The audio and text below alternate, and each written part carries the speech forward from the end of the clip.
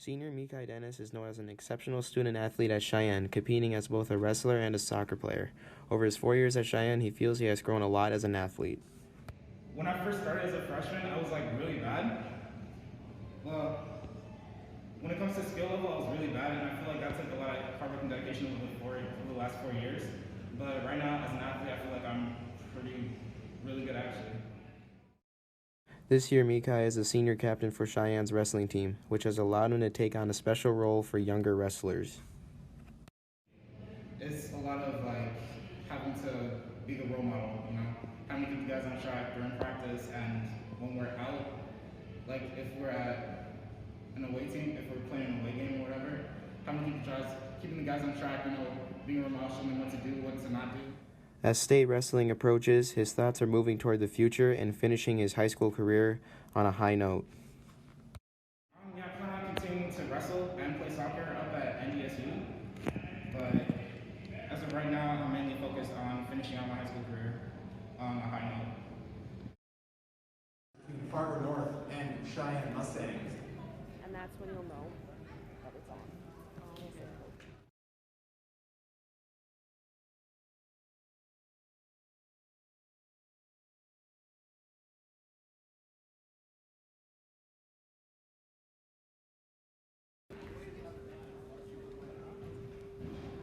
All right, ladies and gentlemen, welcome to Cheyenne High School. I'm Aaron Knodel. Joining me in studio, we got Chris Fink.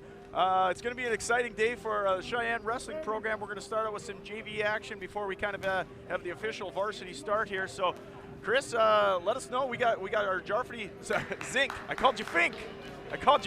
I'll get over there. Oh man, geez, you look like a Fink, I think sometimes. I've been called worse. So, JV matchup. Who do we got here? Gage Falloon for the Mustangs. And then I missed the Fargo North kid. I apologize for that. So Gage wrestling, I think at the what is he? 138? Yeah, weight class is 138. So Not sure what class they're wrestling at here, but normally for these JV, they'll just go to the talk and say, I got a kid that's roughly 140. yeah, get some action in there. Yeah. So one of the things, and we're going to hear this a lot today, but one of the things, Chris, that I did this week is I asked the kids to fill out a little survey. I said, I asked them a variety of questions. What's your spirit animal? I said, I asked them who inspires you. And then I did some fun ones. I said, hey, if you were a pro wrestler, you're going to move into the professional realm, get into the WWE. I asked Gage, hey, you're a pro wrestler. Who are you getting? What would you think Gage would say? This is a good one. Oh, like Ultimate Warrior, maybe? He went 12 gauge. Oh, okay. 12 gauge. That's a pretty good name there. Fits the bill. So. And he applied this. He said his finishing move was a spinning backhand. Did he get that one there on the pin? Maybe an armbar this time, but he'll use a spinning backhand next time. Okay, so his spirit animal is a bear. He wants to shout out his dad because his dad works really hard. So shout out to Gage's dad. He appreciates you and he wants to say hi to Grandma. So Maddox Weigel up next for Cheyenne.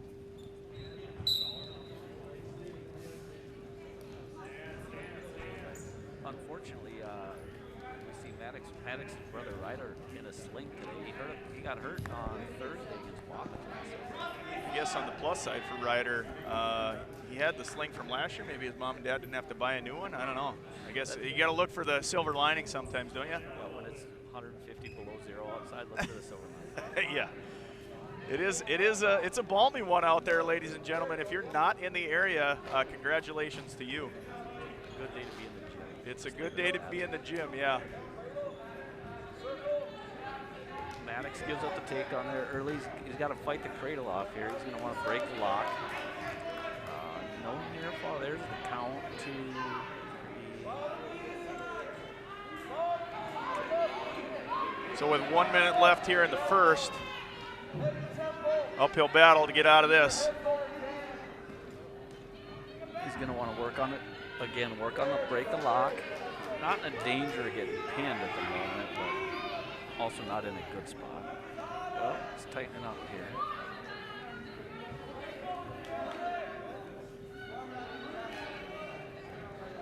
Maddox.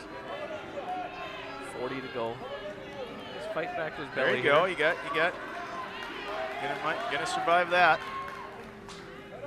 So now, as long as the top wrestler has the same hold, he can't score 2 sets of near fall with the same hold. So there's a break in the action. Looks like maybe a bloody nose.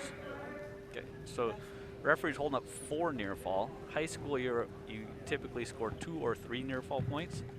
When the match is stopped and somebody's in a near fall situation, the offensive wrestler will get awarded 1 extra point. So it's going to be 6-0 here when we come back from the blood break. Tell you what, it's senior day here at Cheyenne. The Lundy brothers, they look sharper than normal, don't they? They look good. They clean up all right. They look good. I don't know if maybe the Lundys went to church this morning or what the deal is, but they look sharp. I hope they went to church. We need everybody on our side. That's right. So we do have the triangular here today, North, and then Davies afterward. Chris, what are you looking at between these 2 matchups on the varsity level? What is it that the Mustangs are going to have to do to make things happen and get the dubs on both? So we've wrestled both teams before, beat North and lost to Davies. And the Davies loss was a tight one. 37-32, if I remember right. I think you're correct. Literally one match goes the other way. Yeah, flips the whole thing. And we win. Now, being it's the second time we've wrestled each team this year, it doesn't count officially in the standings. The standings of all conference matches have been wrestled, so that's been determined. Back to action here. 20 to go in the first for Maddox. So on the varsity level, you're looking at individual matchups, and you want to go out there and compete. And if something didn't go your way last time, here's a chance to get it back.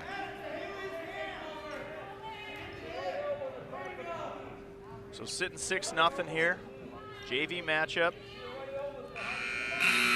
That'll be the end of the first. Two more there, I guess.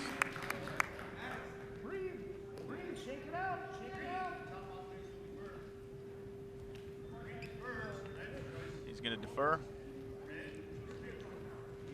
North choosing neutral to start the second. So 8-0 now. Judging by how the first period went, Maddox is going to want to get the takedown. Shoots there. Fireman's carry. He's got to pull on that arm. Pull on the arm. Yep, there you go. Switches off to a double. Now it's his turn on top. Obviously, North had a little success in the first. We'll see what Maddox can get done in the top position.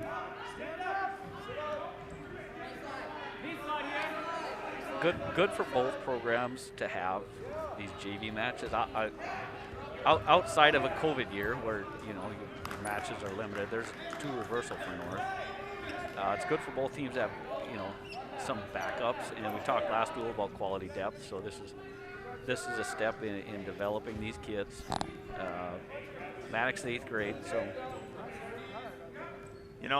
that's obviously we've talked a lot this year about COVID, but just even the opportunities to wrestle in front of a home crowd.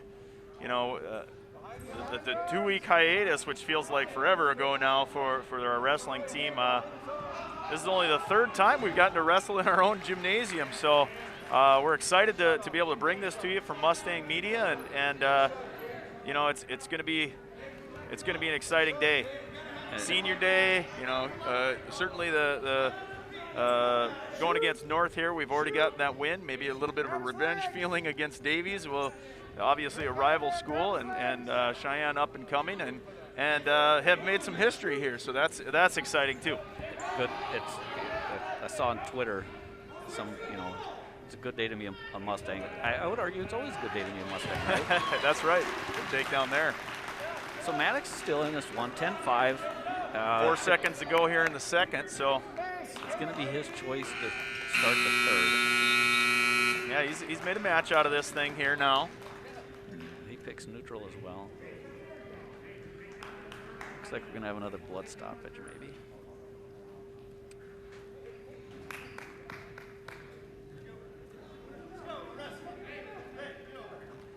Big first takedown coming up here. Yeah, we'll see how this plays out early in the third. first time for us, and I would assume North, to have I'll call it a full crowd in the stands. So, Yep. that's a big There you takedown. go. Good There job, you go. Maddox. You were waiting for that. And now on top, we'll see if he can kind of narrow this.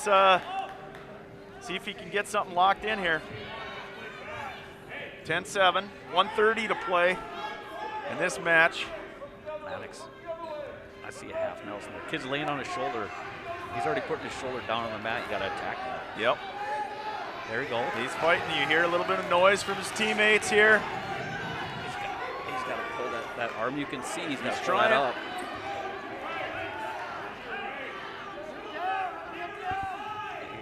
You can hear Lex yelling, "Get to the side." There you go. The 1 count, nothing yet. And now he lets him go. Minute to go. Down 11-7. A little bit of a sense of urgency out of Maddox here. Got to get. Oh boy. Yeah, that's going to make it tough here with 44 seconds left. 13-7 now.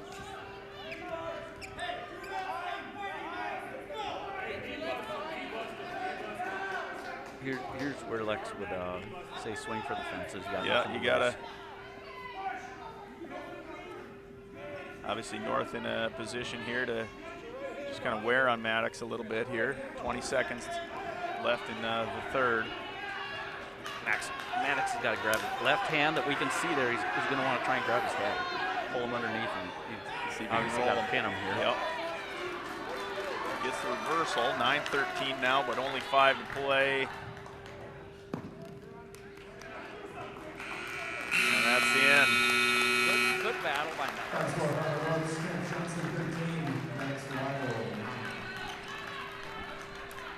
Yeah, he fought. He fought. Had a couple opportunities there in the third to kind of get himself back into it. I believe it was 8-0 after the first, so he had a chance there. We could have folded, and he didn't. So that's fantastic to see. Up next for Fargo North, Harper Schultz from North and Daniel Reyes from Cheyenne in this one. Daniel said, "Hey, pro wrestler, the Chupacabra." Okay, all right. The Chupacabra. And his finishing move is the goat. So we'll see if Reyes can drop the goat on his opponent today. He's got a variety of different animals here. His finishing move is the goat, but his spirit animal's a wolf. So Pull his head down to the mat, Daniel.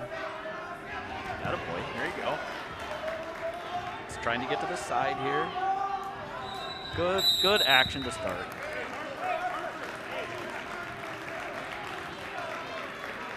Says his dad is his inspiration, so that's pretty cool.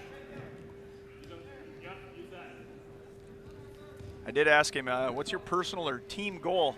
Not a man of many words. He says, get good. Okay. Get good. So let's see if we can get good in this match here. They're straight to the point. He's in on the leg. Tough spot here with Harper on his ankle there. Daniel down on the mat. And there's 2.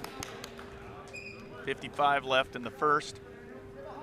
2-0 for North at the moment. Yeah, you said it's nice to finally wrestle in front of a crowd. You know, obviously last week with the governors lifting some of those COVID restrictions a little bit. Now we're at full capacity here. Don't have to get vouchers. Don't have to just invite parents. We can actually get fans in here. So it's good to see people. It does tell us that maybe we're coming around to the positive side here. Obviously, just a month left in the season. We just have to hope that nothing bad turns here because things are going kind of on the upswing and feeling good, isn't it? Yep. And I don't know if during our first broadcast it was public yet, but East Region tournament, West Region, all regional tournaments for high school wrestling in North Dakota were canceled. So for a lot of teams, this will be their last competition day before the state tournament, which somewhat intentional. Limit the possible spread of COVID. Get to the state tournament, which is, it's not just about the state tournament. That's a great end goal for the kids to be able to train for, and it's kind of, everybody plays for the postseason. So You know, I did want to ask you too. You know, obviously, you know, I think you told me last time. Did you wrestle varsity 4 or 5 years, something like that? I was about 4.5 years. Five state tournaments. Five state tournaments. You know, wrestling. The wrestling season, like any season, any sport, you got ups and downs. What's different about that last month of preparation? You know, I guess the question I want to know is, you know, wrestling is a certain grind to it. You know, about staying healthy and still having the energy. It's probably easier to work hard at the beginning of the season than it is at the end of the season because you're excited for it, but sometimes those seasons wear on you. You know, what do the good ones do in the last month? What do the good programs do in the last month in prep? So we had a I'm going to jump to that. Just a quick update. Daniel gave up a clasping point and then a reversal, so it's 5-0 north, 120 to go here. The good ones and the good programs, and you learn a lot after you leave, right? Yep. In high school, you never realize you probably put in a lot of work during the season, and sometimes you feel like I need to work so much hard, I need to practice more at the end of the year. That's probably not even true. Oh. You're conditioned. Tough position here now. Daniel's going to fight. You're conditioned. You put in the time at the beginning of the season. Maybe at the end of the season you're backing off a bit and just sharpening your skills. There's a pin for North to end this one. So maybe it's not about more time, but more quality time, making sure your time is quality at the end of the year. Up next for Fargo North, Isaiah Shep. Isaiah Shep for North and Caden Mansky for the Mustangs. Both of them are 8th graders. Caden, if you're a pro wrestler, love this one. He wants to call himself Tough Toes. Oh, geez. Tough Toes, Caden Mansky. And his spirit animal's a dog. Takedown for Caden to start.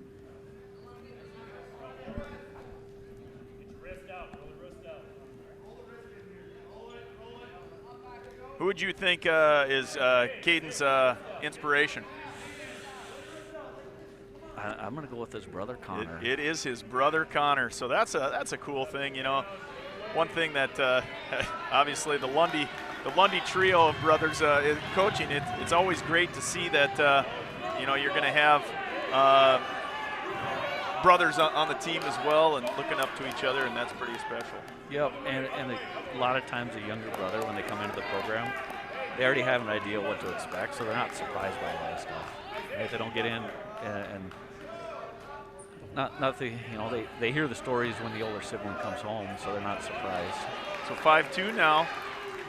Now it's going to go 7 on the reversal there. A little bit of back and forth. We got about 40 to go in the first period. Oh, that's tight for Caden. Hopefully he can settle his hips here. Looks good. And he got him. Caden did want to say hi to Granny and Papa, so I hope they were able to see that pin. That was pretty special. Good work for him. Gage Falloon coming back for another match. 12 gauge is what we're calling it. 12 gauge. My mistake. Yeah.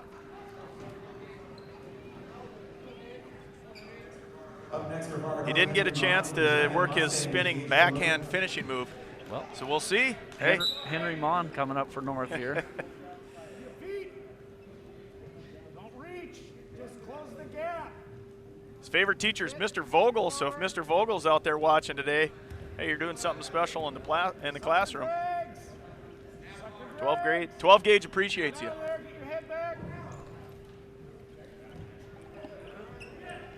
Gage got him in the front headlock, trying to get him down to the mat. Good. Mon fights out. Henry's a sophomore, so he's been in the battle a little bit.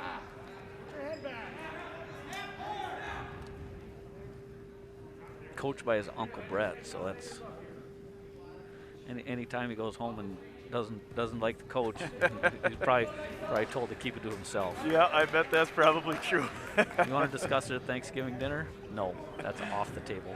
Yeah. 2 takedown for Henry. Gage is going to want to get his head and shoulders up.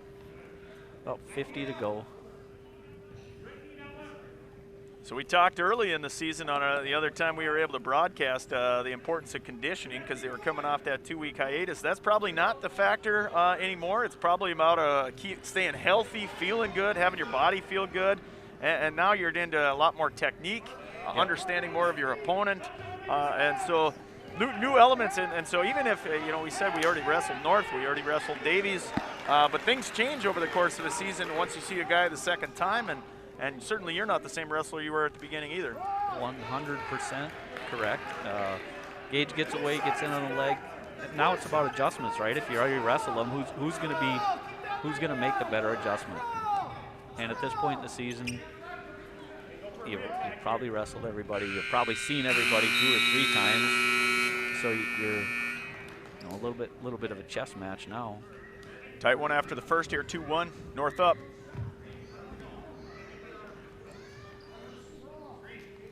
Gage goes neutral to start the second. He might not have believed in that position as much as Lex did.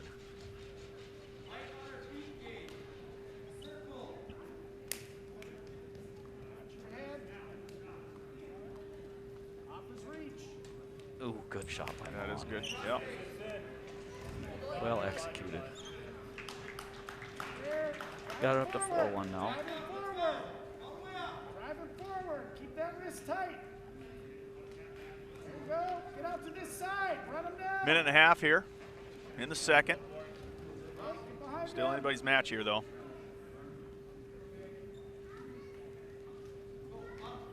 Gage is going to want to pick up the pace a little bit on the bottom.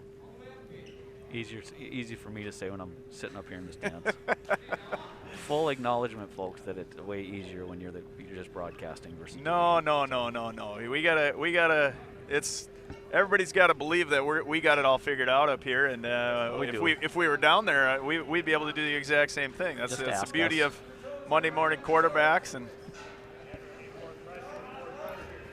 that's the entire basis for sports radio, I believe. I believe that's correct. Oh, Reversal. There's a bit. Yeah. Oh. Ooh, that's tight. Yep, there you go. There you go. Okay. Here's all. 30 seconds. So he's got the near fall. He does. It's about adjustment here. 20 to go. What's he working on here to try to get that? He's trying to sink his hips and pull the other guy's head up.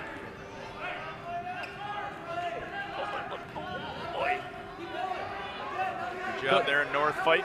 Good thing the camera's on me, not on me, because I'd be leaning back and forth. And trying to do the work for him here, but I'm trying. He does get the lead there. 6-4 now going into the third. It was close. He had his chances there to kind of finish. What was his move again? The spinning backhand. Yeah. He had an opportunity to use the spinning backhand and finish the match there in the second, but now we'll see if he can. Moncho's neutral to start the third as well. He's in on the shot, trying to finish. Gage is doing his best to get off the mat legally. Oh, and the referee determines he did not do it legally. There's 1 point for fleeing the mat from Mon. So 6-5 Gage.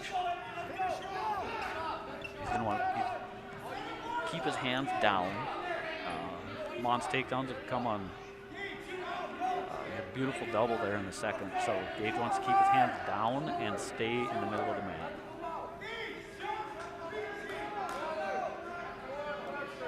And at a very minimum, give the perception that he's trying to do something.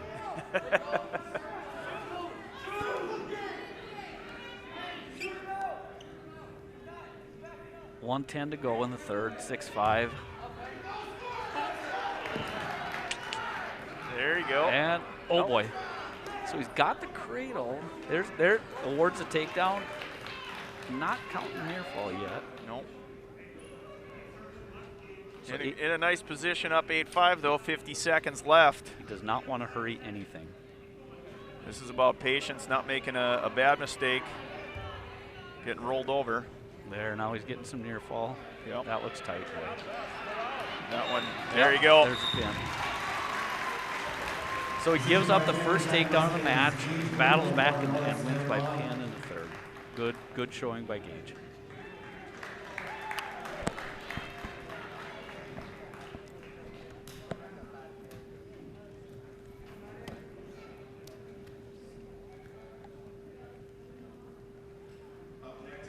Up next for Fargo North, Wyatt Van Buren for the Cheyenne Mustangs, Maddox 5. So it's Maddox again.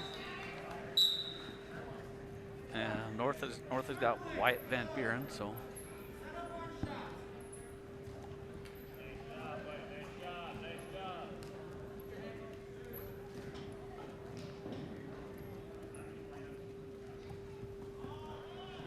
Maddox, get your leg back. Square up with him, get your leg back. And you can hear everybody from the crowd there yelling exactly what you're saying there, Chris.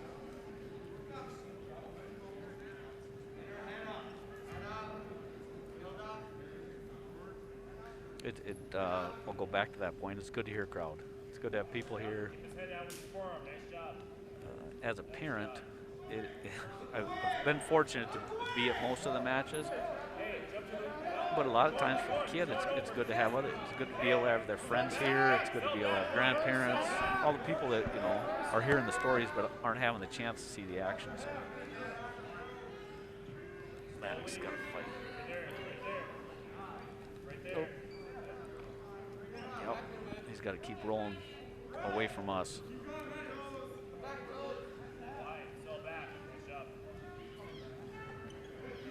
$40 to go. We're going to take an opportunity here quickly to, hey, as we see the pin, acknowledge our one of our sponsors today is Bell Bank Mortgage. When you choose Bell Bank Mortgage, you'll partner with people that are part of the fabric of the communities we serve.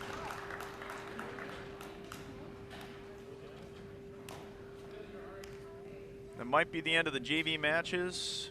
We're going to get one more. I think that might be. They'll talk it out here. Bringing the captains out to flip. So that does wrap up the JV. So with that, we're going to take a bit of a break here, run a couple of ads for you, remind you who's sponsoring us, and we're going to actually run a little, if you didn't get a chance to see this, we're going to give you a little preview of one of our seniors and just a little interview with him. This is senior day, so we just want to welcome you guys to Mustang Media and hope you're enjoying the broadcast. We're going to take a break. Senior Mikai Dennis is known as an exceptional student athlete at Cheyenne, competing as both a wrestler and a soccer player. Over his 4 years at Cheyenne, he feels he has grown a lot as an athlete. When I first started as a freshman, I was like really bad. Well, when it comes to skill level, I was really bad, and I feel like that took a lot of hard work and dedication over the last 4 years. But right now, as an athlete, I feel like I'm really good actually. This year, Mikai is the senior captain for Cheyenne's wrestling team, which has allowed him to take on a special role for younger wrestlers. It's a lot of like having to be the role model, having to keep you guys on track during practice, and when we're out, like if we're at an away team, if we're playing an away game or whatever, having to keeping the guys on track, being a role model, showing them what to do, what to not do. As state wrestling approaches, his thoughts are moving toward the future and finishing his high school career on a high note. Yeah, I plan on continuing to wrestle and play soccer up at NDSU, but as of right now, I'm mainly focused on finishing out my high school career on a high note.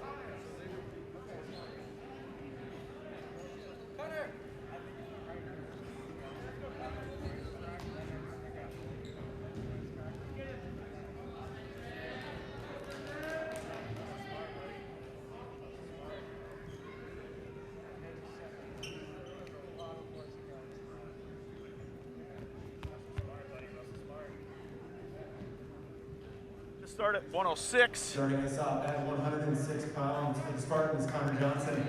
For the Mustangs, Stetson Gisselbeck. Stetson in the first one here. Connor's in on the leg. Try hook his leg. You're coming around. Sway, cut back, cut back, cut back, cut back. Cut back. Wrestle, buddy. So Stetson, Face him, face him. if he was a pro wrestler, he's Tarzan. All right. For the Mustang fans out there, Carter Zink has been wrestling 106.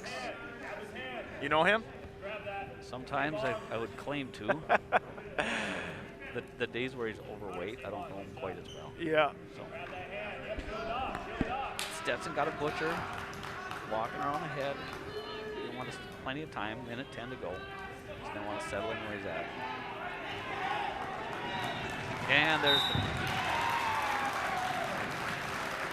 Decision by pin, Mustangs, Stetson Gisselbeck over the Stetson, Spartans. I asked him if you were a pro wrestler, what's your finishing move? He said 1,000 deaths. So there's his finishing move. We saw it there on the pin in the first.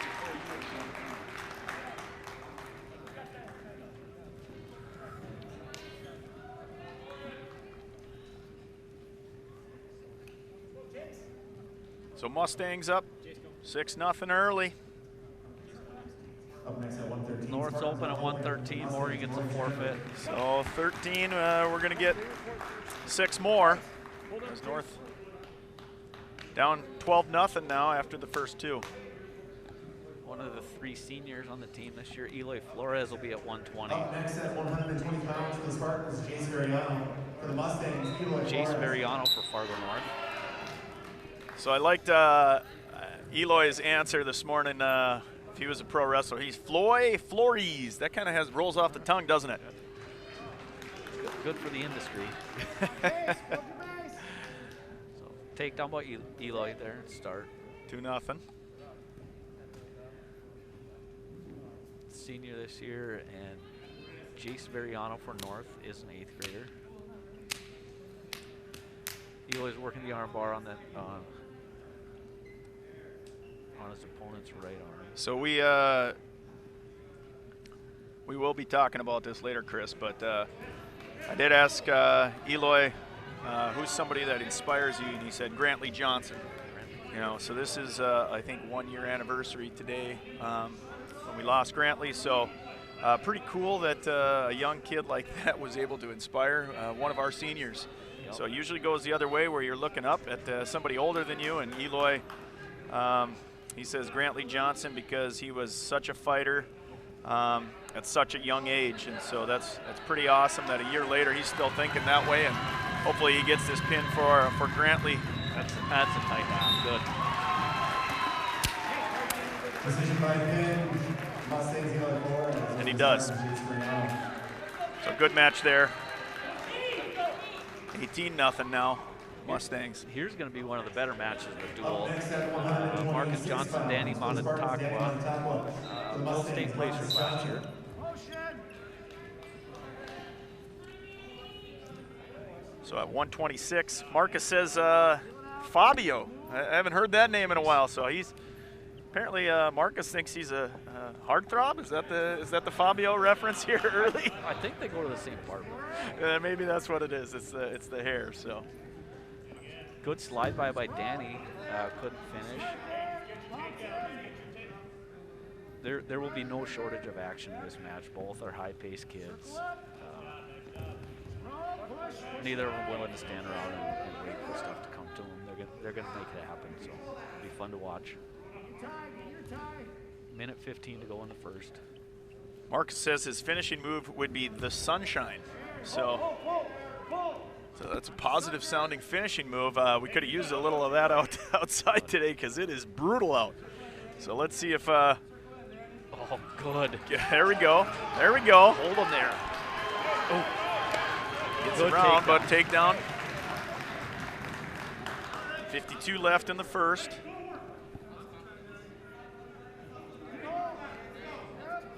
You can hear the coaches yell, "Good work, Marcus." Marcus is a hard worker on top. Again, not just there to sit there.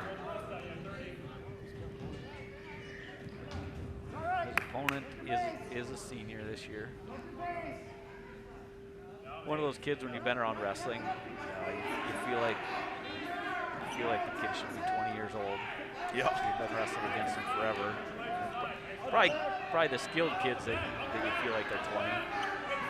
And so, fifth place finish last year, I think at 120 for Marcus, right? Wrestling 138 now. Yep, fifth place. He's going to award one loss of control there at the end of the period. This is 126, up from 120 to 126. Okay. And I think he's currently ranked second, or is that what he is at 126 right now? Ranked second in the state at the moment. Coaches say he's a pinner. He's a pinner. He's a pinner. Last year, I think 41 wins, 30 pins, led the team in both. So I think Lex wanted to discuss with the official what changed in the last 2 seconds to award the escape. And full disclosure, I am an a biased fan. I'm a biased Mustang fan, so I'm going to agree with Lex on that one. Today's medical coverage is provided by Simple Health, the official sports medicine team for West Fargo Athletics. Marcus going down to start the second. 2-1 lead. Depending on the rankings, and I think the coaches didn't decide it. I think Lex told me the coaches polled. They decided not to run their last ranking. So best rankings we have from ND Wrestle have actually Marcus first in the East, sitting third behind Aiden Braun from Jamestown and LJ Araju from Bismarck. So he's actually sitting one in the EDC ahead of Ethan Miller from Valley City. A little unique this year in that they, we mentioned earlier they canceled the region tournaments, so seeding at state, and not a lot of east-west crossover matches this year. And that makes it really tough to really determine that seeding.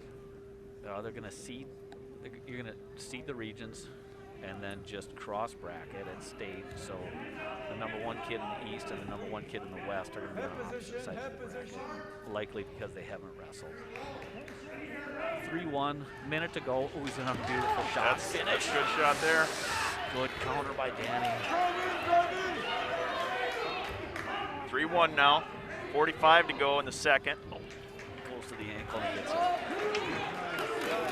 Now we got it. Now we're all tied up. Big point here for Marcus. If he's got a chance to get off the bottom this week, good way to go into the third. Nice. Right. Turn your right hip in. So coaches say not only is he a pinner, but he's very active the entire match, and we're going to see if that activity kind of pays dividends here toward the last 15 seconds if he can get out. Yeah, nice. That's it. There you go. 10 seconds to go. He's going to need one. Maybe. And this might be a shot. Good counter. Almost there, yep. Almost there, and I think 4 seconds left. Might be his best shot here. Getting tied at 3 going to third. Danny's. What's he going to pick? He's going down.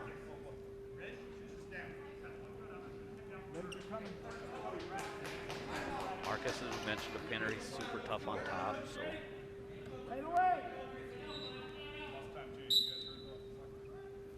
Up, up, up. Pot up. You slide, you're up. Marcus drops. No change here. Cross face.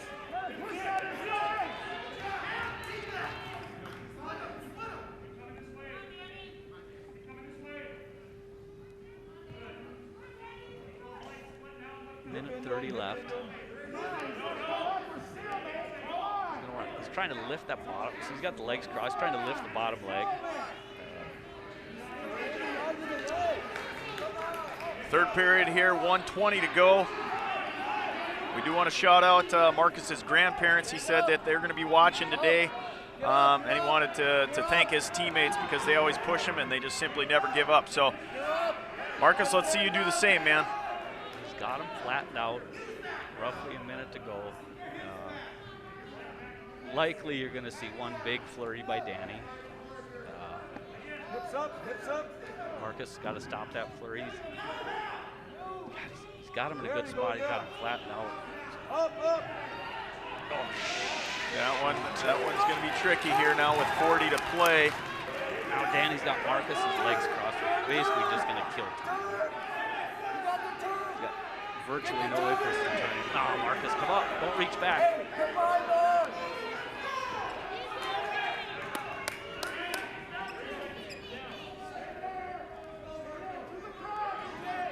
Be careful there. 20 left.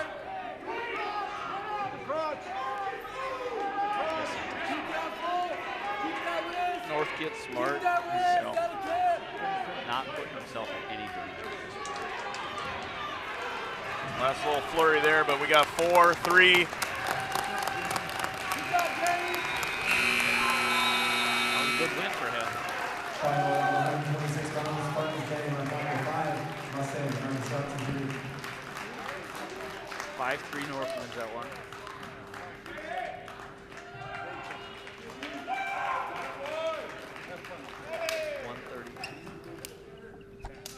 Xander Spray for the Mustangs. Team score brings it to 18-3. Cheyenne leads.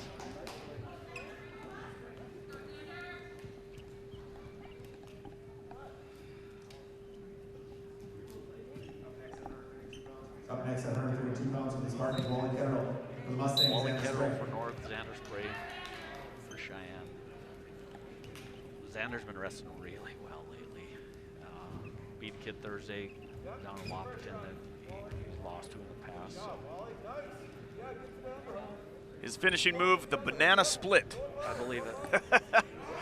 You know, I don't know if that was a reference to an actual wrestling move, but maybe he's just got food on his mind. It's probably tough when you're in a wrestling season and you're probably just desperate that you can get one of those kind of desserts eventually, right? Takedown 2 for North.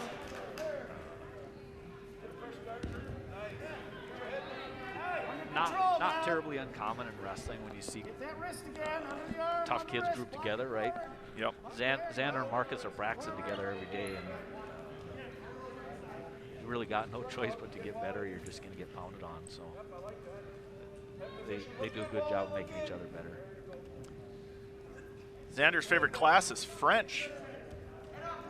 And he wants to shout out his grandparents and say thanks to his dad because he's always there for him. So 2-1 North, 45 to go. Kind of surprised that Xander is wrestling up towards his opponent's head. Tried a couple of headlocks there.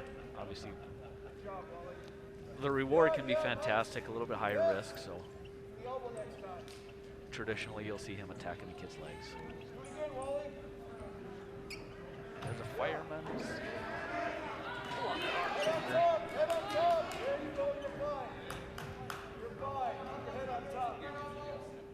15. Extremely surprised that kid tried that. Yeah. Oh, got it. Got it. 2 seconds. With 2 left. Good. There Good you go. takedown. Taking the lead into the second now. Way to keep fighting.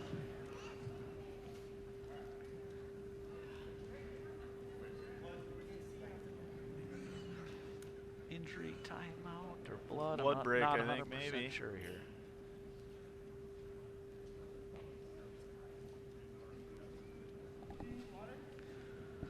So 3-2 Xander going into once we start the second period. Cheyenne leads 18-3 on the team score. Xander defers. North is going to go. Nope, he can't defer back. So our EDC record officially was 6-3, I believe, on the season, which put us in 4th. 4th place. Overall, as a team, 13-5 record. First time Cheyenne's qualified for the state duel, so that's a fantastic accomplishment by the coaches and the kids. North ends up choosing down to start the second. Xander is extremely tough on top. So he's gonna try and grind on this kid for 2.5 minutes if he could, but they'll probably only give him 2 minutes. You know, one of the things that any coach always wants from their team is you improve throughout the year. You're wrestling your best at the end of the year here. So That's a tight half. just looking at how we've been wrestling lately. As we end up with a pin there. Talked about adjustments earlier in the duel. My guess is if Xander wrestles that kid again, he's not going to pick down. Let's go, Cal. 138 coming up. Cheyenne's going to send out Connor Mansky. Up next at 138 pounds for the Spartans, Cal Brad Bradley. For the Mustangs, Connor Mansky. Ooh, good shot by Connor.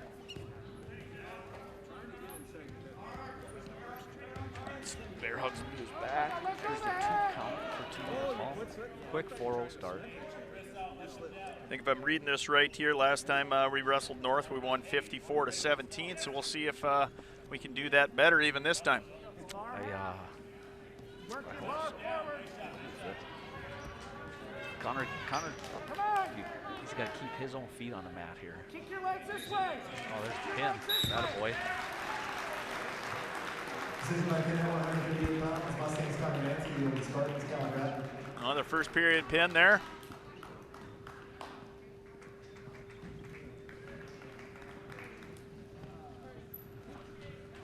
Next up at 145 is going to be Kellen Hornet and Chase Hansen.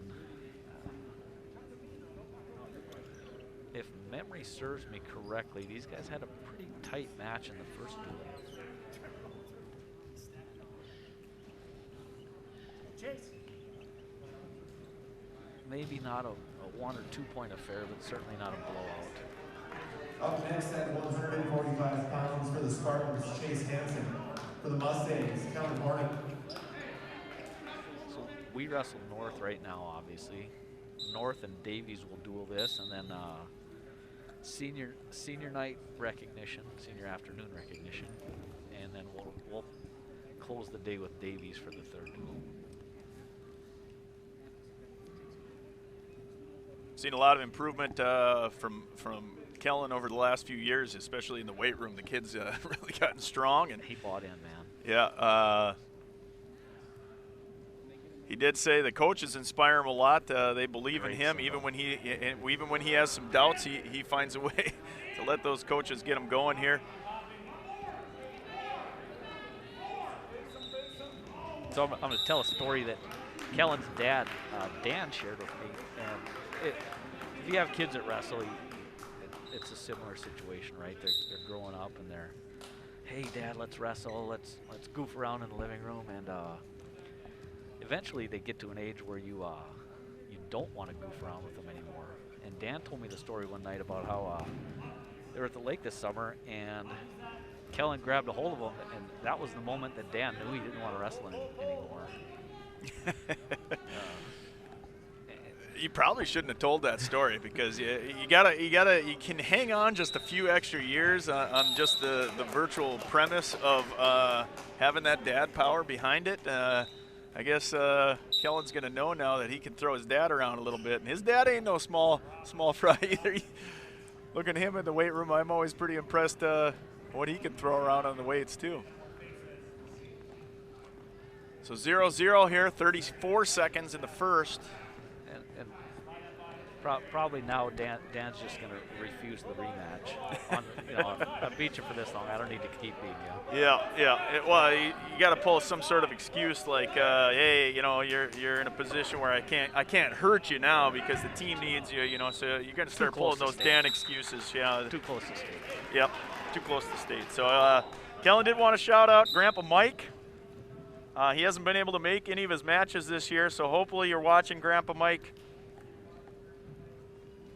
5 here to go in the first. A couple of good scrambles. North wants to work up top, it looks like. I did ask who his favorite teacher was. Interestingly, he did not say my dad, Dan Hornet, who I know actually taught him last semester. He said it was Mrs. Karnicka's English teacher. So, maybe Dan does need to push his boy around a little bit here because, he's the guy that buys the Christmas presents. That's, if Dan and I are in the same boat. We're and I actually told him this when he was telling me the story.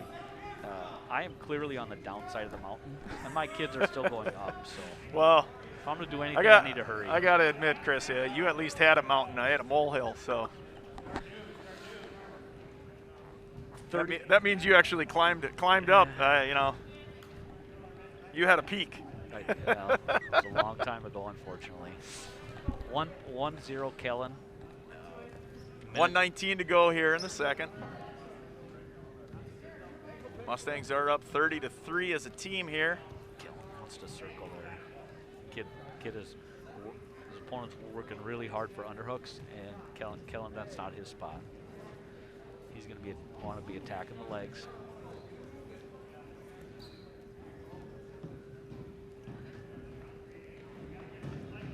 Pull his head down. There you go. Attaboy. That'll do it. This is a spot you want to score from.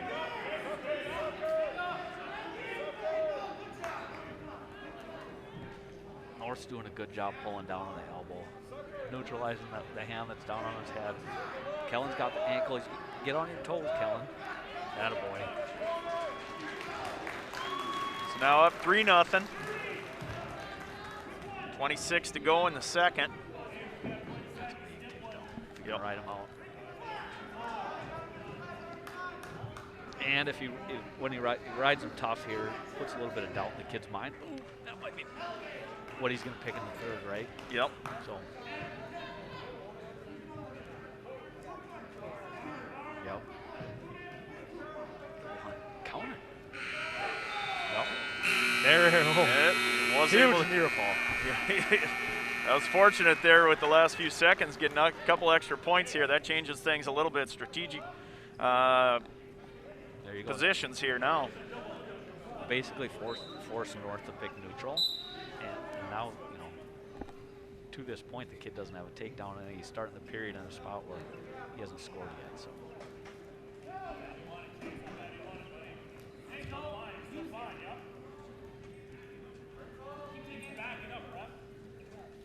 Kellen needs to wrestle with his butt to the middle of the mat right now.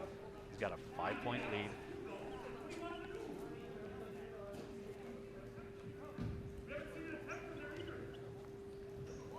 Kellen, you said he's bought Circle.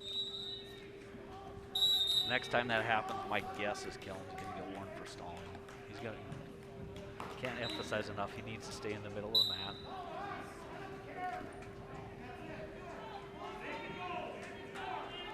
You said he's bought in. You know, coaches talk about his leadership, his hard work. He's really built his body to be a wrestler too. You know, that upper body strength and lean lower body. You see him in there. He's one of the hardest workers in the weight room that Cheyenne's got. A great kid. You know, you point to Kellen and say, do what he's doing. 7-0 now. North got a little, you know, he was correct to do it. He's got to be a little desperate, and Kellen capitalized. So 37 left in the third here. Kellen's got a choice to make. Up by 7. If he wins by 8 or more, that's a major decision, which is another point for the team. He turned him once before.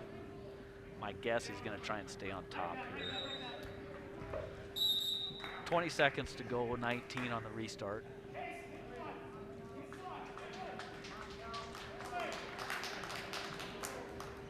Obviously, in terms of team points, probably not a necessary element but on a personal level, you know, probably never satisfied. Yeah, and you know, it's probably they'll wrestle again, so.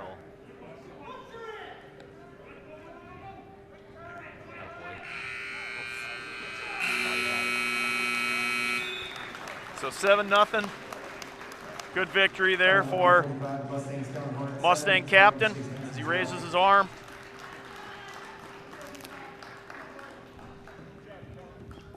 Another one of the seniors coming out for Cheyenne, possibly. Mikai Dennis.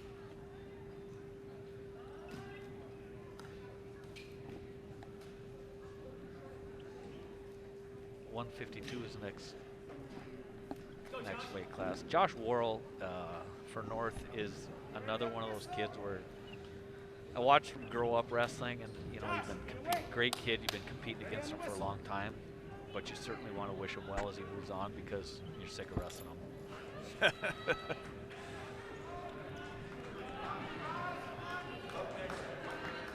Up next at 152 pounds. This will be another good match. Josh Worrell, the Mustangs, Mikai Dennis.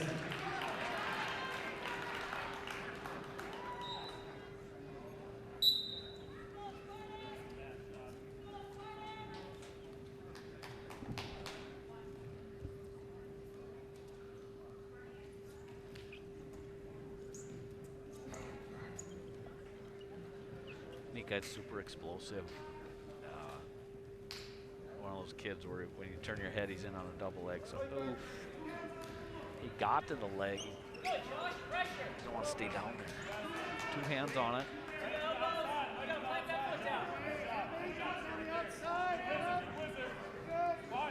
Worrell's got a nice wizard. Mikai does have kind of that highlight reel effect to his wrestling style, doesn't he? Yep. Good battle there. Worrell's a longer, lankier kid. Those kids, it feels like they always have 2 feet on the mat, no matter what you're doing. You can't pick them up, you can't turn them. You feel like you're standing straight up, and he's still got 2 feet on the mat. So. Mikai did lead the team in takedowns last year. Good double leg. So down 2-0 here, 40 seconds in the first. He's a 4-year starter, 2-time state qualifier. He is the team captain. He's another one of those guys that the young guys can look up to and say, this is one thing I want to do here. My son's a 9th grader, so this is the 3rd year I've been watching Cheyenne. Mikai has come miles and miles in the 3 years that I've seen him. And a lot of that is the kid's hard work, and a lot of that is getting good guidance from coaches and teammates. And the coaches did tell me the thing they like most about him is that he is a true competitor. Doesn't like to lose, and he fights. Sometimes that's not something that you can teach. That's something that's in the DNA, and I think Mikai's got a little element to that in the blood. Yep, another instance where we just watched Kellen Hornet. These two are probably working out every day, and neither guy has a choice. They're either going to fight and they're going to work harder, or you're going to get your head pushed into the mat. So 2 false starts or 2 cautions, false start or illegal start for the North kid. You get 2 of those for free. The next one is going to be a point from Mikai, so he needs to stay up, get his legs back.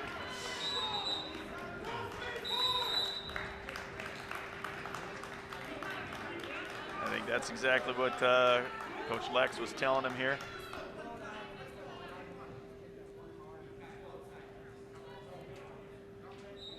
You could see Lundy's body language. He was a little frustrated that he didn't recognize the same thing, I think. My dad was a coach for a long time, and when I was young and silly, I'd come home and he'd say he was tired. Like, well, you didn't wrestle any matches. I wrestled like 4 matches today. And he looked at me and he said, I wrestled every single match. There you go. And I'm guessing when Lex gets home at night, he's exhausted. I bet you're probably correct in that assumption. Which is why, full disclosure, you want coaches invested, right? Yep. Oh, good move. Okay, now we're going. Mikai's got to finish this one. Oh. Out of bounds. Great scramble, guys. Yep. That one got some action there. 3-0 here, though. Still favoring North. 30 seconds into the second. Starting to get a little bit more intense. They felt each other out here now. So the adjustment now for Mikai is he's been on his legs a couple times, but he's had to battle the whole time he's on his leg. He's battling. He wants to get him out of position so when he gets to his leg, it's an easier finish. Pull that all the way out. Go wait. That a boy. There you go. His there hands you go. were There he is. good. Hook the leg. Yep. And he got. Hook the leg. Now he's about to. Go behind him, Mikai. Go behind him. Get your legs back. Oh.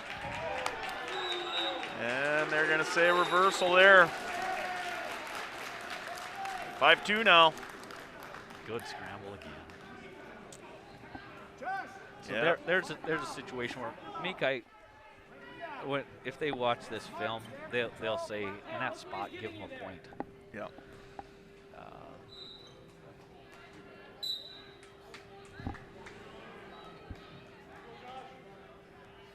45 to go in the second.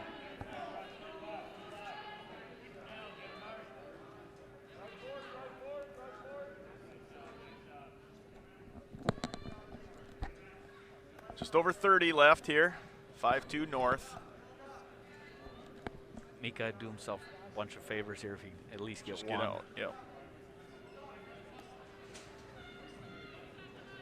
Again, easier for me to say as I comfortably sit up in the bleachers and somebody's not cranking on my back.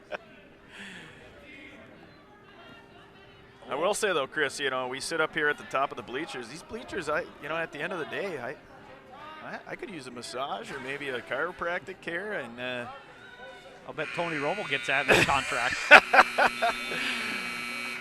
So 5-2 going into the third here. Mikai's going to have to answer. We'll see if he has something up his sleeve here to find an extra 3-4 points here to make this flip his direction. Neutral to start the third. Down 3, he's going to need 2 takedowns to tie it.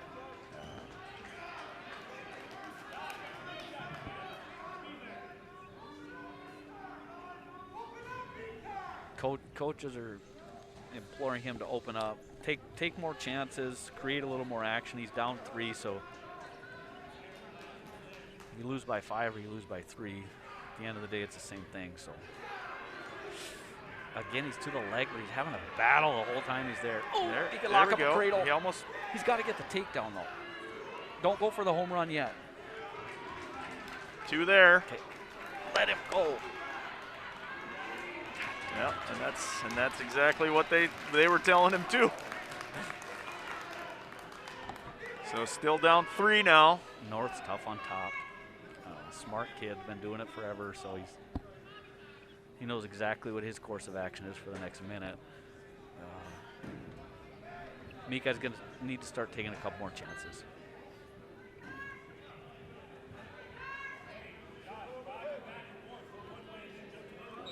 Oof. Potentially dangerous. Going to get a restart.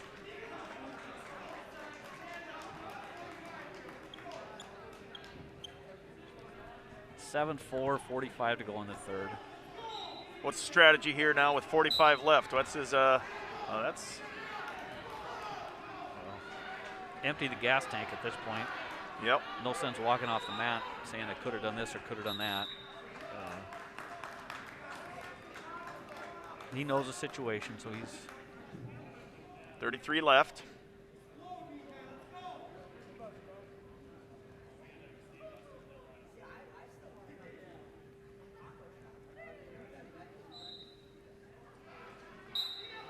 there. And he gets one. And now this is a match. 30 seconds left to take on all. 20 seconds. He's got. And this is his specialty, right? Yeah, pull out all the stops at this point. There Beautiful. Oh. And it rolls off the mat. He did shoot.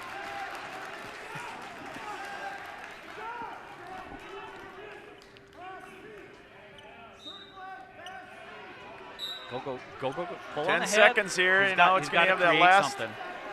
8. Oh my gosh. Just ran out of time there. All over his legs the whole match. And it's just those couple reversals here, probably the difference in the match. He would have let him out. Yeah. That's 2 points right there, so they'll talk to him about that, but they're you know, it's everything's a learning experience, even when you're a senior. So good battle. I gotta believe when Mikai's walking off the mat for that one, he a couple changes and he feels like it's his. So this is Ashton Schaff at 160 here. I asked Ashton, what's your favorite wrestling memory? He says, getting my first win. Do you remember that? Do you remember your first win? I do on Varsity. I was just an 8th grader. And I used to go to all, right, growing up in Carrington, North Dakota, what else do? You go to the wrestling matches. And as a kid, you're like, I'll never be old enough to do that. And then in 8th grade, I got to wrestle under the lights and probably went to the bathroom 17 times before I went out there. A little dehydrated? Yeah, and then ended up getting a pin in my first varsity match, and I'm like, oh, well, this is all right. So that memory never leaves you. So Ashton, you'll remember that one when you're as old as Chris, and that's plenty old, I think. Didn't mean to throw you under the bus there. No, that's several decades away for Ashton. So Billy Ward gets a 2-point takedown. He's a super tough kid. Been wrestling forever.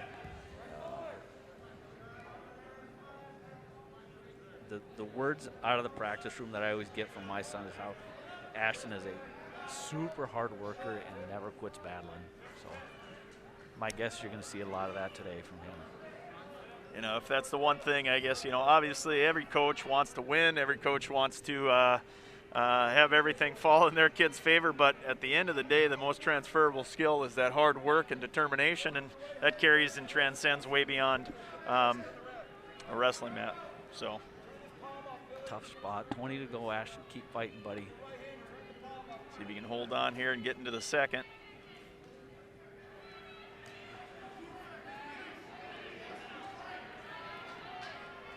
Man, I like he'll do it here. Could not lift my arm up tomorrow if somebody was doing this to me. 3, 2, 9. There you go. So still hanging on there, near fall. 5-0. Cheyenne defers over to North. Billy's going down.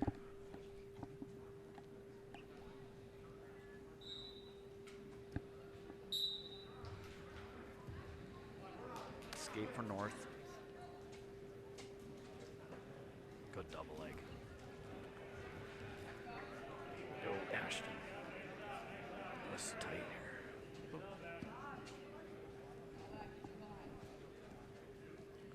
2-point near fall. Ups it to 9-0.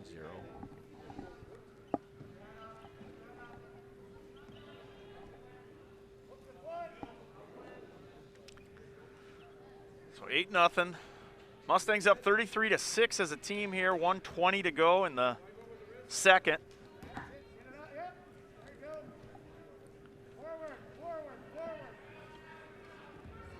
Ashton hopefully sees where the edge of the mat is and gets there. Take your time, you got a minute. Chest on chest. Elevate the steer arm.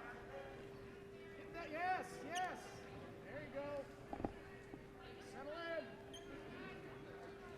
Oh, get out to the side. Circle towards his head. He's battling. Oh. 6 for North there. Decision by pin at 160 pounds. Spartans Billy Ward on the Mustangs. National shot.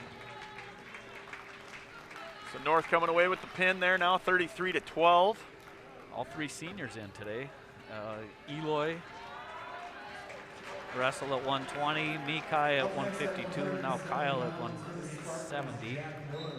Mentioned earlier that Ryder Weigel is on the bench with his arm in a sling, so hopefully he heals up as quick as a 16-year-old kid can. Take another opportunity to recognize our sponsor, Bellbank Mortgage. Bellbank Mortgage is proud to support the West Fargo Cheyenne Mustangs. Rates are great, so if you're considering moving up or maybe even becoming a homeowner for the first time, talk to the experts at Bell. We'll help you make home happen. Bellbank Mortgage, equal housing lender. Go Mustangs. Oh, Kyle. And speaking of Go Mustangs, there we go. Reverse on his back, reverses the other kid to his back. 2 near falls, so that's and then gets reversed. Is it 6-4 now? I'm not sure. We ain't there. They're checking it out. Table's got it in at 4-4, and I think 6-4. Yep. Full match worth of action in that first minute. Yeah, that was a flurry. 57 to go here in the first.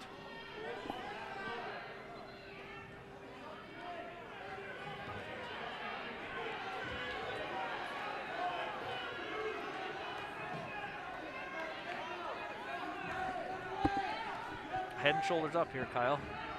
Oh, turn towards the legs. That's an illegal goal. Try to headlock. When you do the headlock, you cannot encircle the head without an arm in there. So hands locked around the head. I guess somewhere along the line somebody said maybe we should let the kids breathe, and they said they made that one illegal. I don't know what. When you were in high school, was that still a rule, or did they just let you kind of cutthroat, do whatever you want, street fight? I'm not that old, Aaron. Okay. Yeah, we got a great energy out of here. This is gonna be pin and a pin. Excitement out of the Mustang teammates and the coaches, and good for Kyle. Senior day. Kyle is pumped. Everybody coming in to give him a hug. That was a special day, special moment. Kyle is excited. 182. Will post.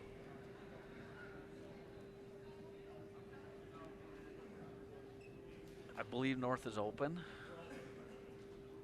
There it is.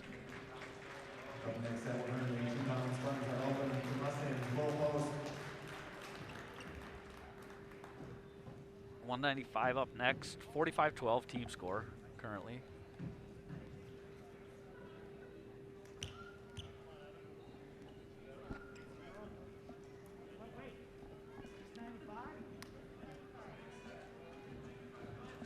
Logan Wickenheiser gets the forfeit at 195. 220 is going to be Dawson Galdi. So now we're sitting at 51-12 is the.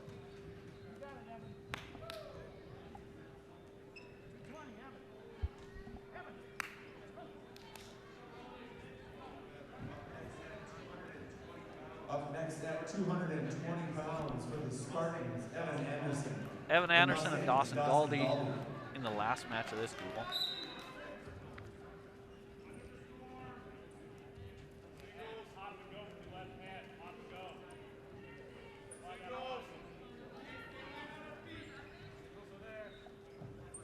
Galdi said his pro wrestler name would be Chip Galdi.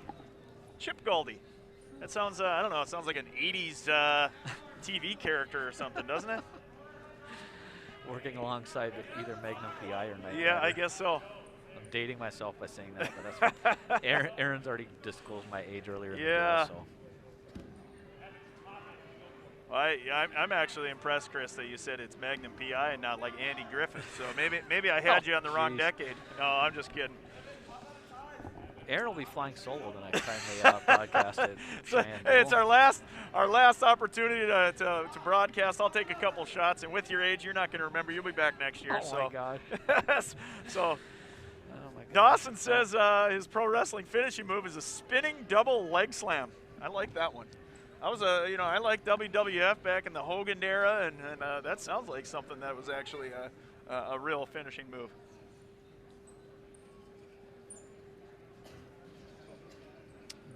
Dawson do himself some favors by a couple of head snaps here, get the guy moving around. Dawson likes to hit a double leg from neutral, so. Dawson does want to say his parents are the ones that inspire him to try to always do their best. And his favorite memory as a Mustang is just spending time with his teammates. So, obviously we get an opportunity to see what this looks like when they're actually, dueling and on the mat. But most of the memories probably happen on the buses and in the Mustang stable. And Yeah, we see a small fraction of the time these kids spend with teammates and with coaches. So good old Chip Galdi reminds us what it's all about here. So Dawson takes top to start the second.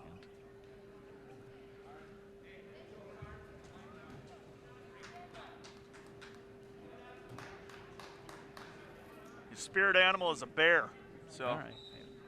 I like that one. That's a spirit animal of a wrestler. I don't know. Some of these other guys, Armadillo and Raven, I don't know. I guess my version of a tough animal is a little different. So 1-0 lead here now for North. I believe my son said Armadillo, and that was completely a head I scratcher. believe that was your son, but maybe, you know, I guess it's the tough outer shell. I guess. I don't know.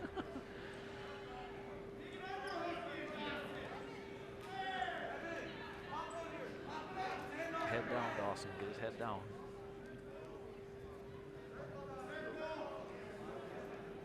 He's got a circle and work for an inside tie. There's a stall call. We do want to shout out to Dawson's favorite teacher, Mrs. Strand, teaches him medical terminology. Ooh, so nice. Catches him on his nice. back. All right, Dawson, let's finish here's the now. spot. Let's finish. Take Make it happen. advantage of this.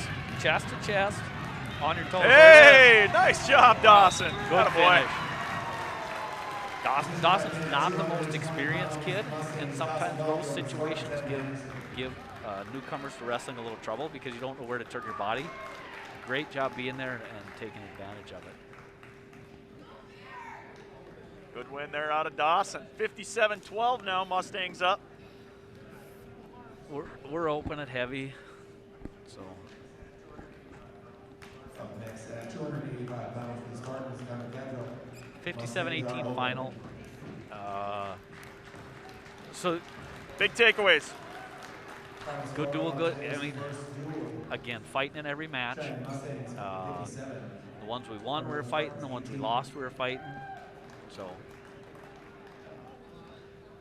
now we're going to take a break here for, recoup a little bit. We got, this is a triangular though, so we're going to have that opportunity to see one more from the Mustangs. So we'll take a break here. We'll continue the broadcast. You're going to lose some commentary as we see North take on Davies. But most people are going to be okay with no commentary.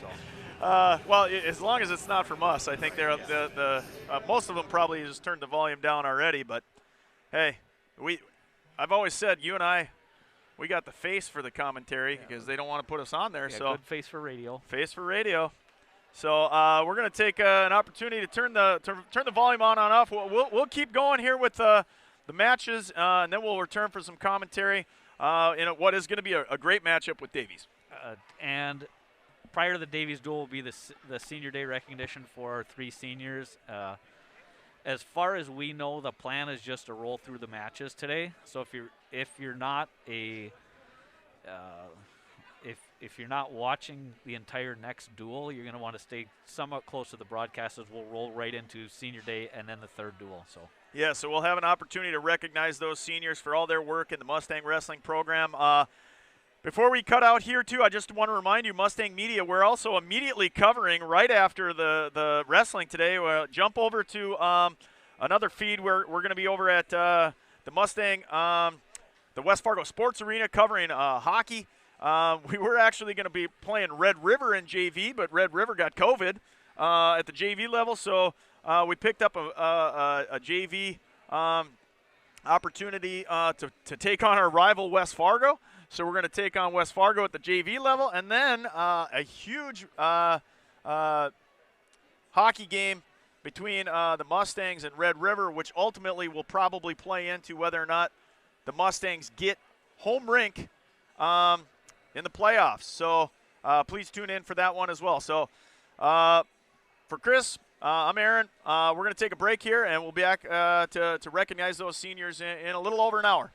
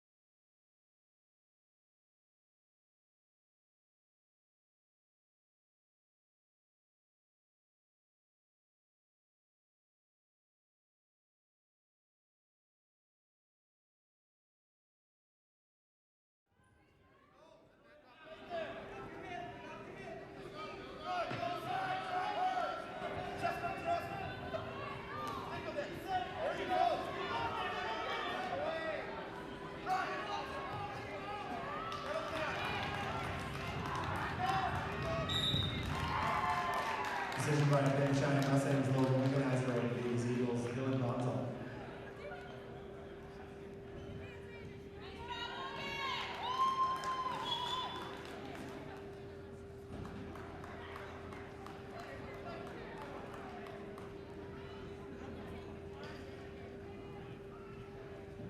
Now for some junior varsity matches between the Davies Eagles and the Fargo North Spartans.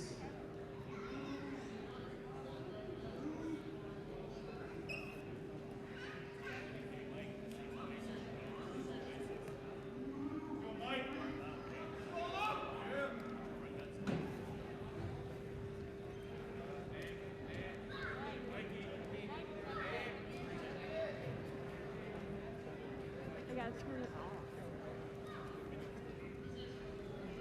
Up next for the Davies Eagles, Luke Lang. For the North Spartans, Mike Jones.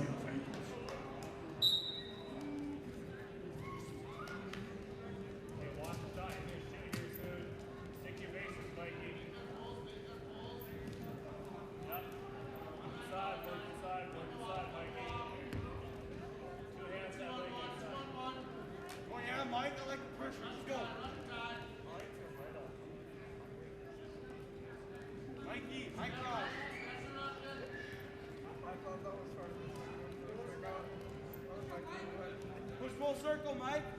Push full circle. Look for something.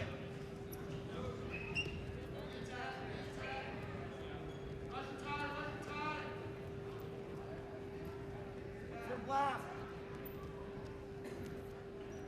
Pop up and shoot. Pop up and shoot.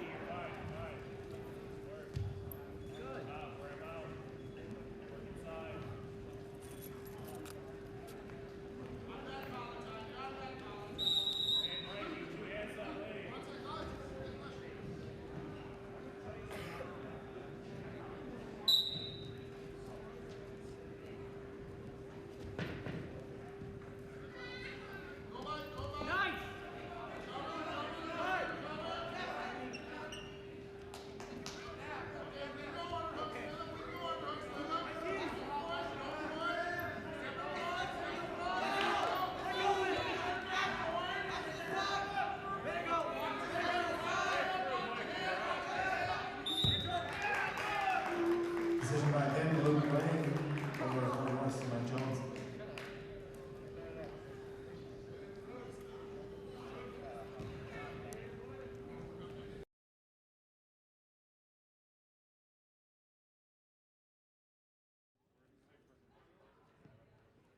Up next for Davies, Zach Lilly. For North, Henry Mon.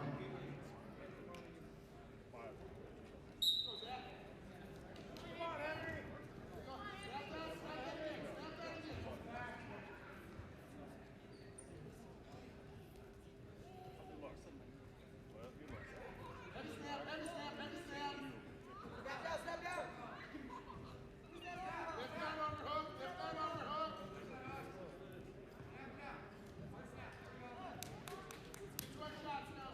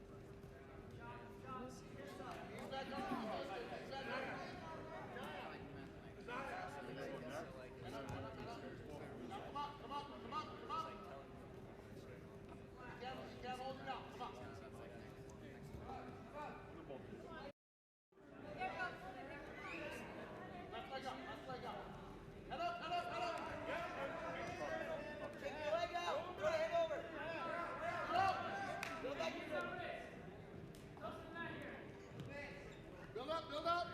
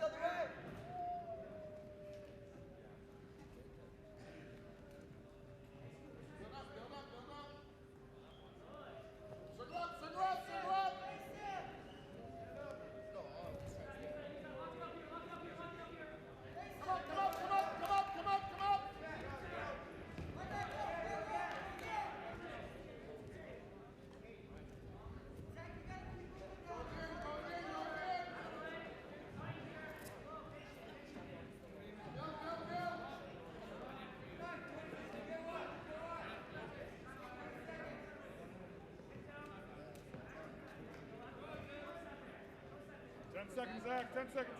Short time. Don't go.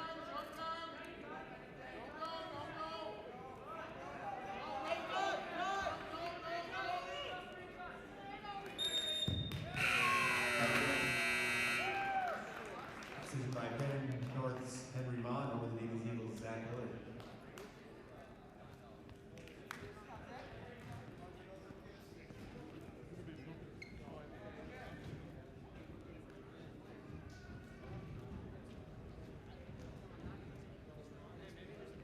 Up next for the Eagles, Lucas Selsler. For the Spartans, Braden Winningham.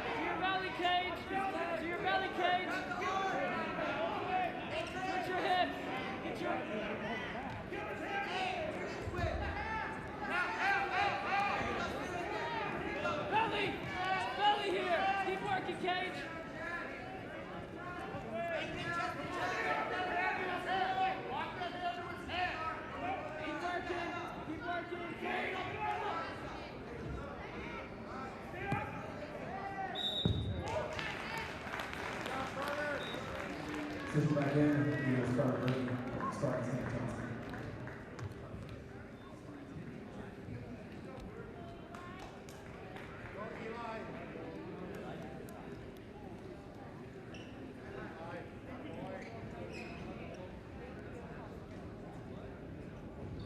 Up next for the Eagles, Elijah Christopherson. For the Spartans, Harper Schultz.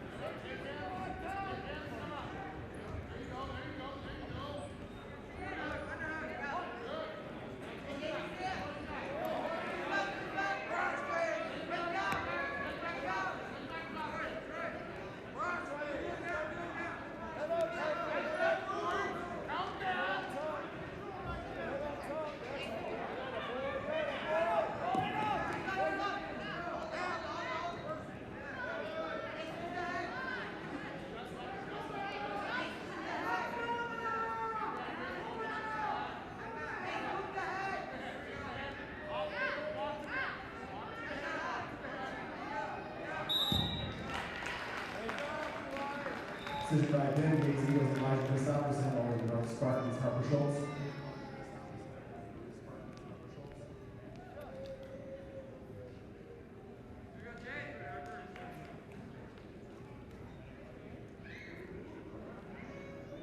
Up next for the Davies Eagles, Chayton Sen. For the North Spartans, Luke Yoga.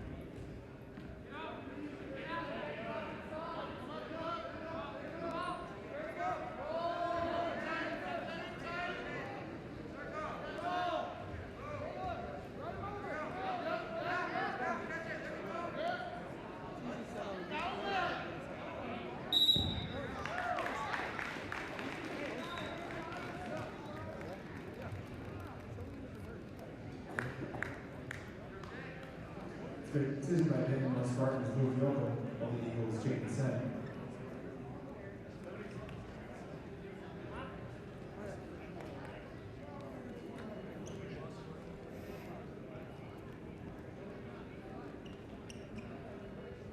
Up next for the Davies Eagles, Lawson Wagner.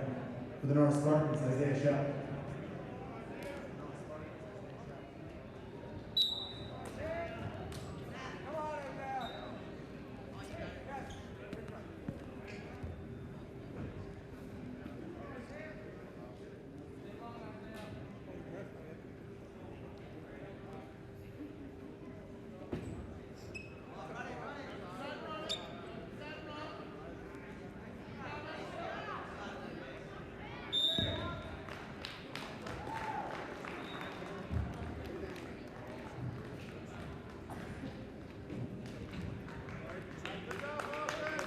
Decision by Ben. Davies Eagles, Lawson Wagner. Over the North Spartans, Isaiah Shep.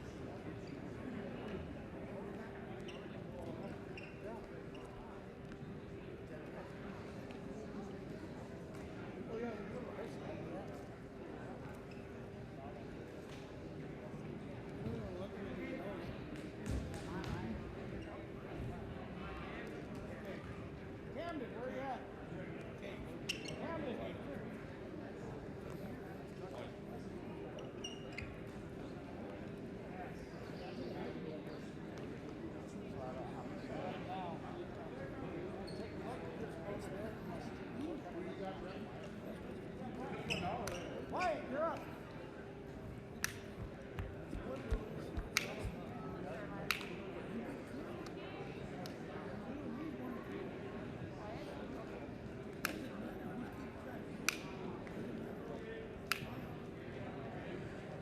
Up next for the Davies Eagles, Dave Schumacher. And the North Spartans, Wyatt Van Buren.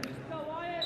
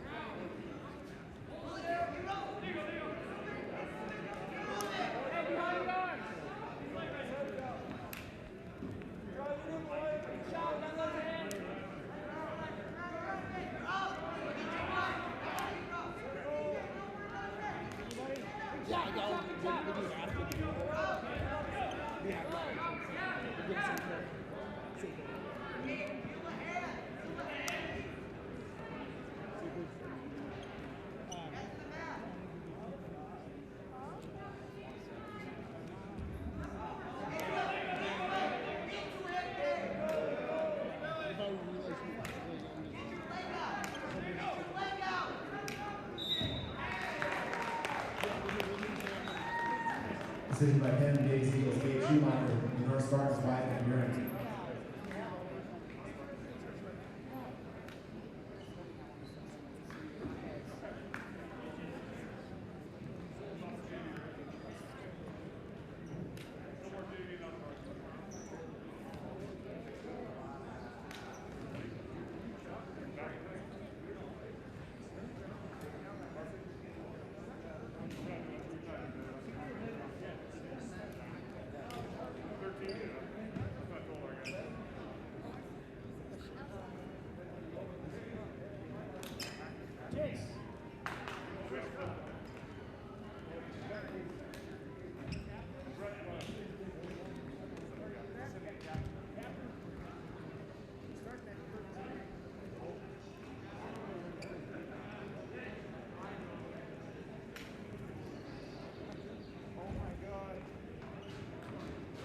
Ladies and gentlemen, welcome to our next duel of the morning between the Fargo Davies Eagles and the Fargo North Spartans.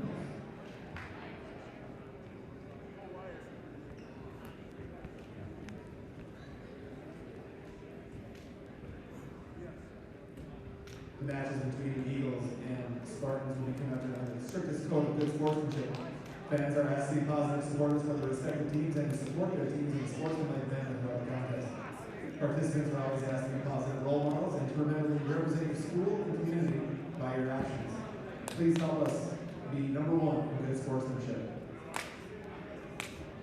The official for today's matches is registered by the North Dakota High School Activities Association and has been selected for his demonstrated ability to officiate varsity matches.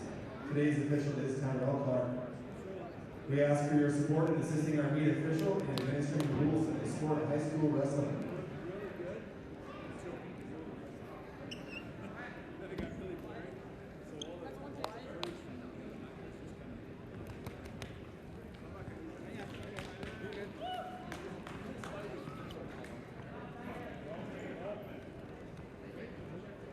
Starting us out at 115 pounds for the Eagles, Wyatt Kozlowski. Spartans are open. Up next at 120 pounds for the Eagles, Sejan Duran. For the Spartans, Chase Mariano. Ah! Really? What did I do here?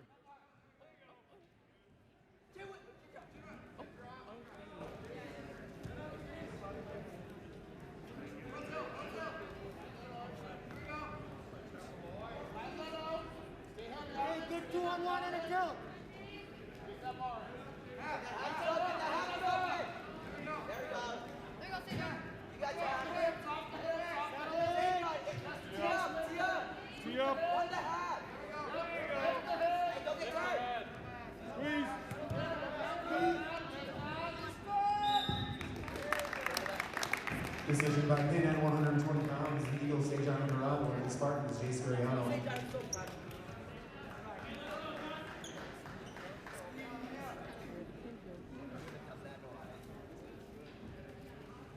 Up next at 126 pounds for the Eagles, Liam Whitlow. For the Spartans, Gus Vaughn.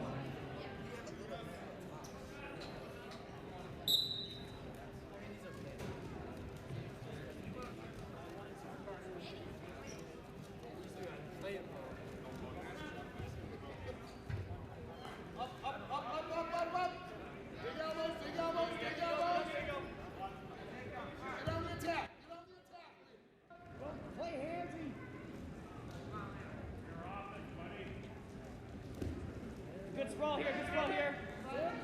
Big pull. Good.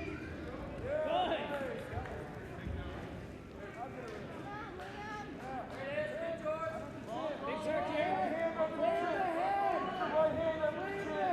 Hey, big cross face straight in the head. Big cross face straight in the head. Good. Yep, work her wrist. Out away. Turn to it. There you go.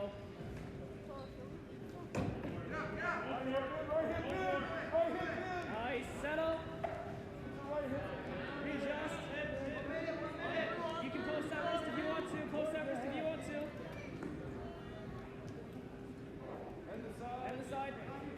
Head to the side. Remember, scoop that bottom leg. Yep, bottom leg. Elevate that, step through, scoop it, and then go over the head. And if you want to fight it, go top leg. Go top leg. Go hip with that.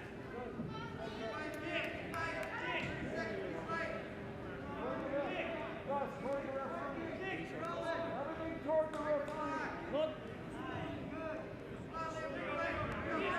Go back. There you go. Work a wrist. Work a wrist.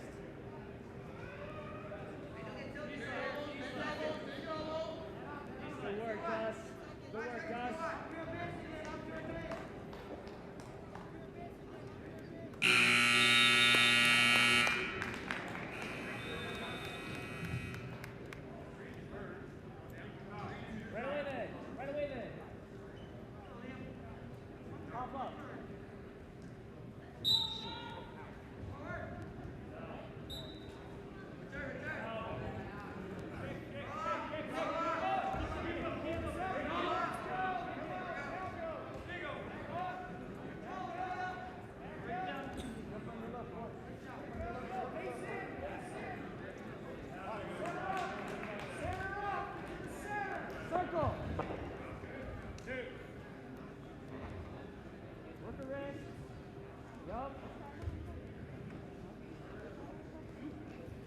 Sit back, sit back. Get that, sit.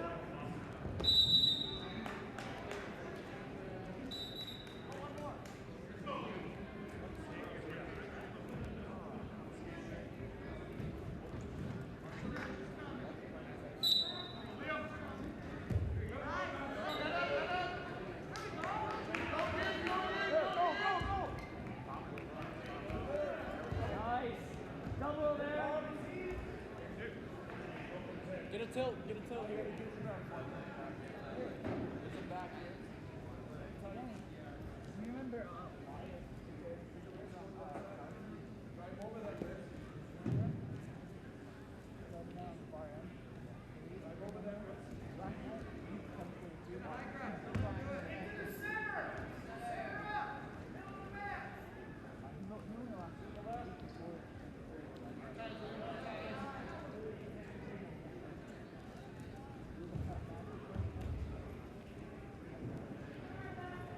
one more, Gus.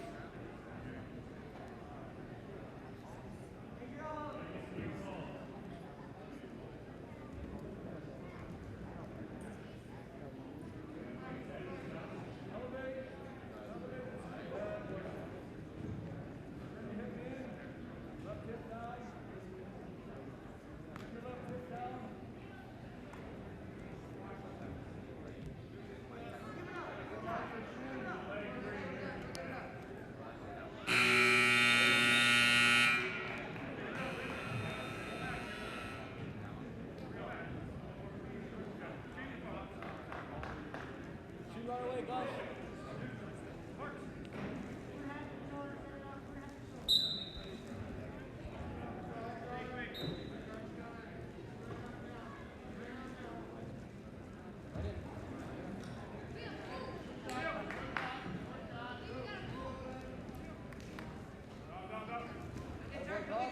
Right to the turret. Right hand under the chin. Josh, take your right hand under the chin. Under the chin. Elevate the turret.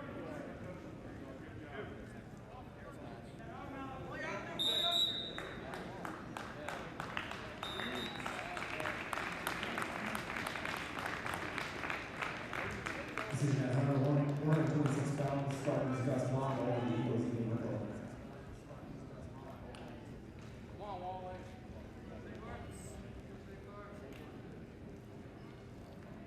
Up next at 132 pounds for the Eagles, Saquon out of Cambridge, the Spartans Wally Kettle.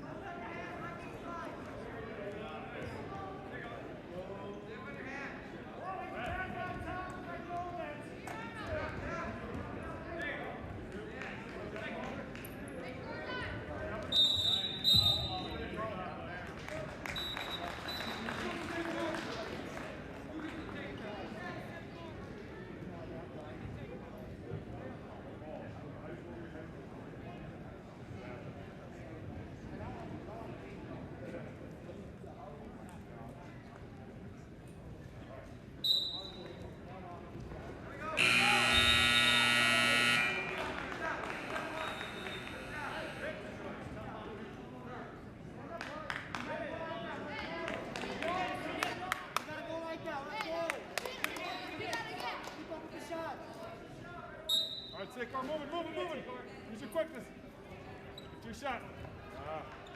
No contact. Drive. There you go. Good job, Seiko. Cover. Big step. Hey, scoop. Scoop with your legs. Knock it down, scoop. Turn into it. With your legs.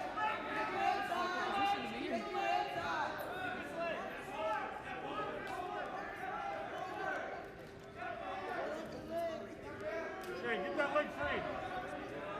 Bridge, turn. Bridge, go again. Go again. Turn. Keep coming. Keep bridging. Go through with it. Decision by King at 132 pounds. Spartans ball in Kettle over the Eagles. Safe or Young.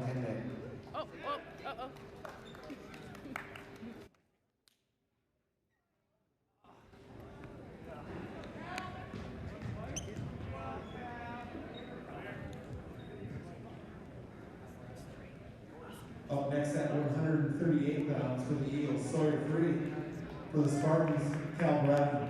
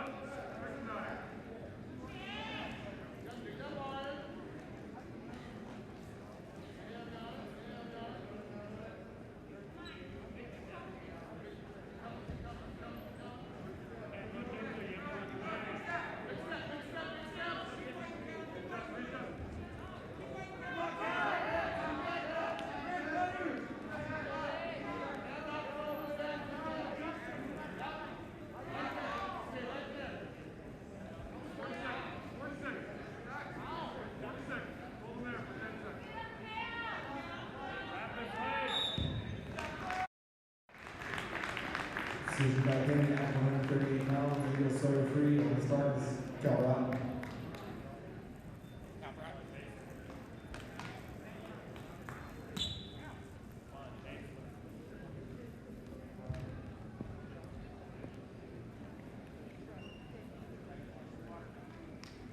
Up next at 145 pounds for the Eagles, Kenneth Hansen.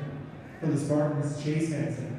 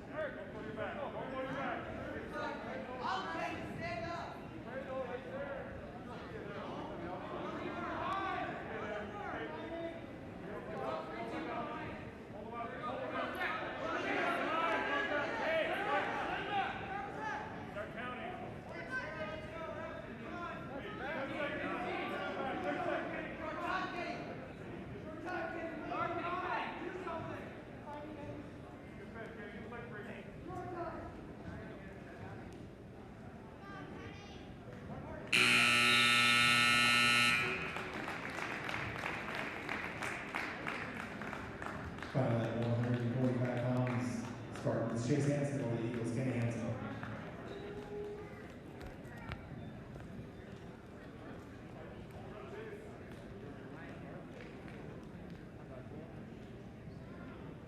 Up next at 152 pounds for the Eagles, Ryan Barth. For the Spartans, Josh Worrell.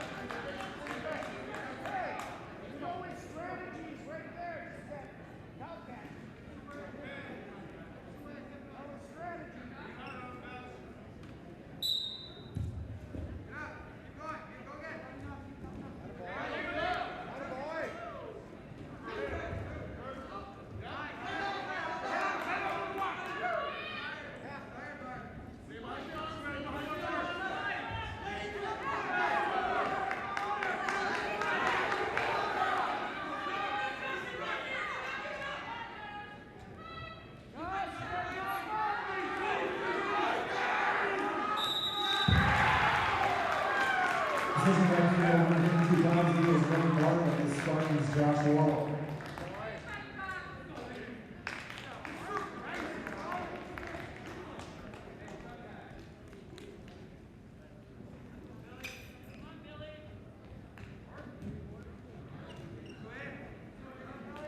Up next at 160 pounds for the Eagles, Aiden Devine. For the Spartans, Billy Ward.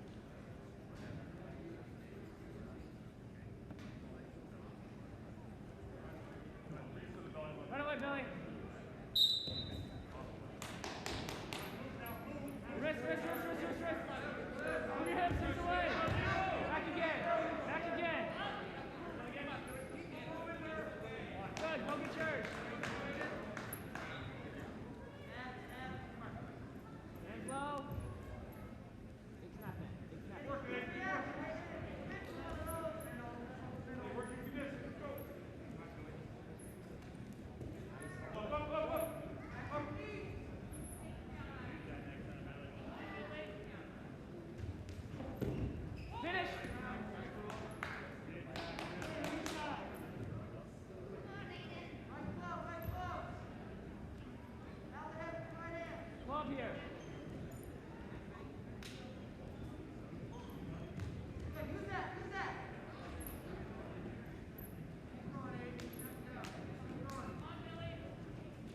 Big snap. You got a snap there. Yeah.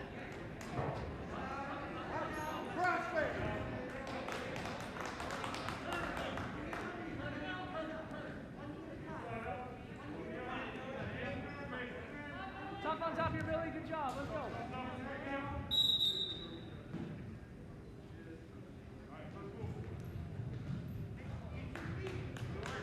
Track him down again.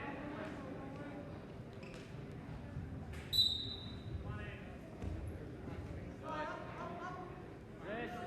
Wrists.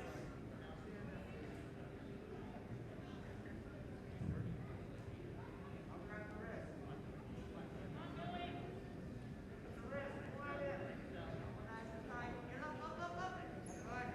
That away. Use that. Use that. Patient here. Patient here. Drive the elbow through the shoulder. Okay,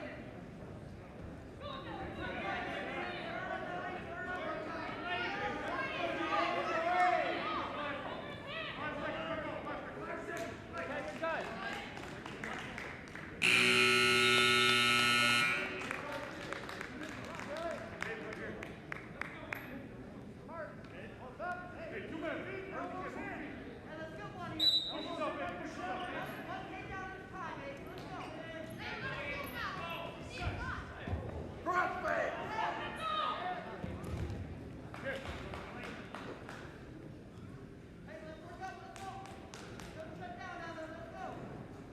Yep, wrists there. Toes in the mat here, Billy. Toes in the mat here, Billy. Good.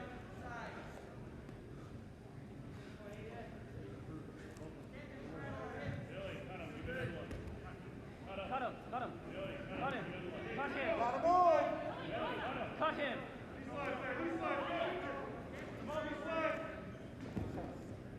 Do something.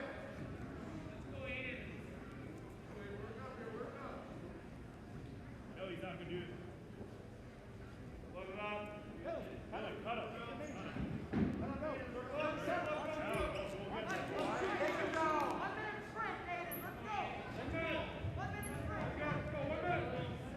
Your shots here. Your shots here. Your shots here, Billy.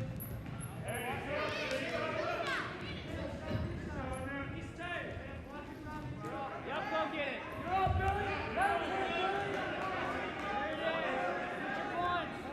That's what good. On time.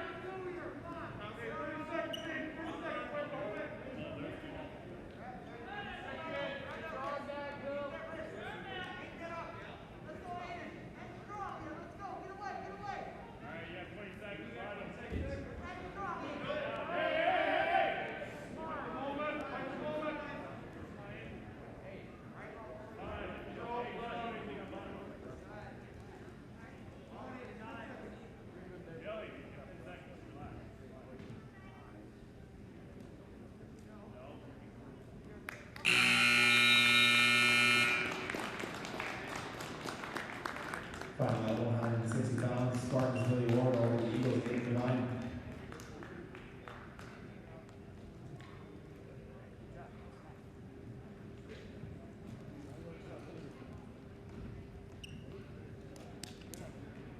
Who's first? Go. Up next at 170 pounds for the Eagles, Landon Alex. For the Spartans, Jack Miller.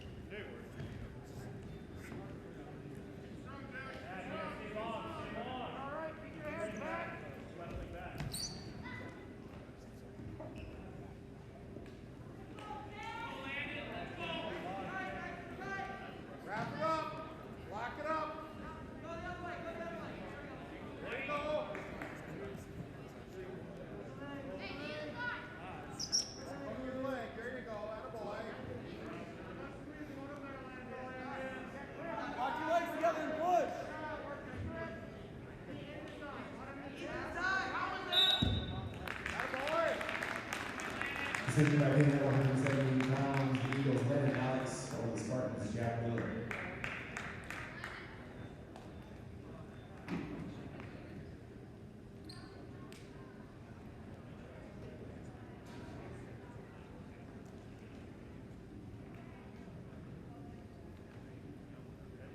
Up next at 118 pounds, the Eagles behind Walter Honey, Spartans are open.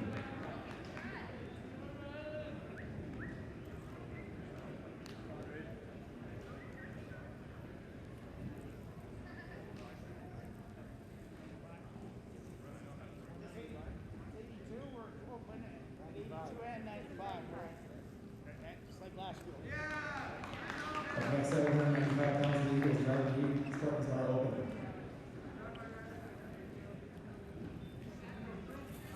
Up next at 220 pounds for the Eagles, Truman Wermeyer. For the Spartans, Evan Anderson.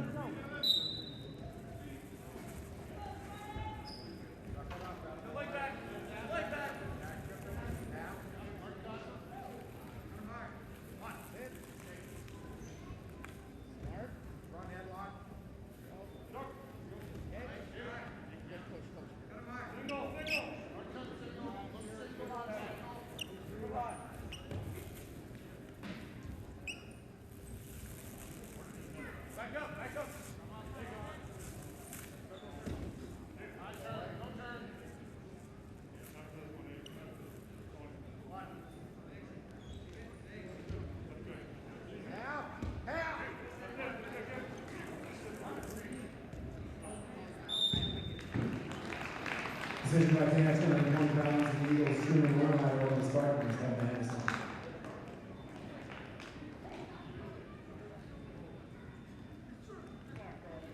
Good job, Evan.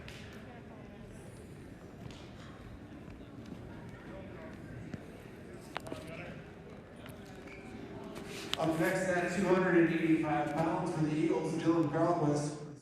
5 pounds for the Eagles, Dylan Carlquist. For the Spartans, Gunnar Cadro.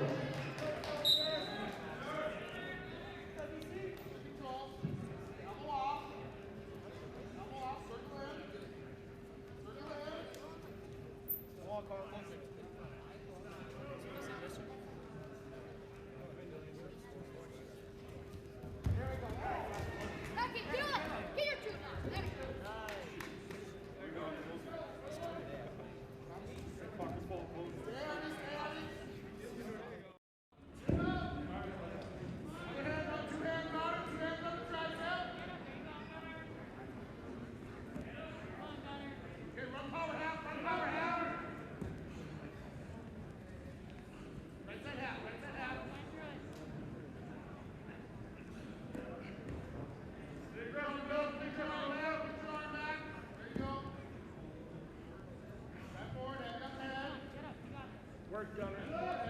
Work.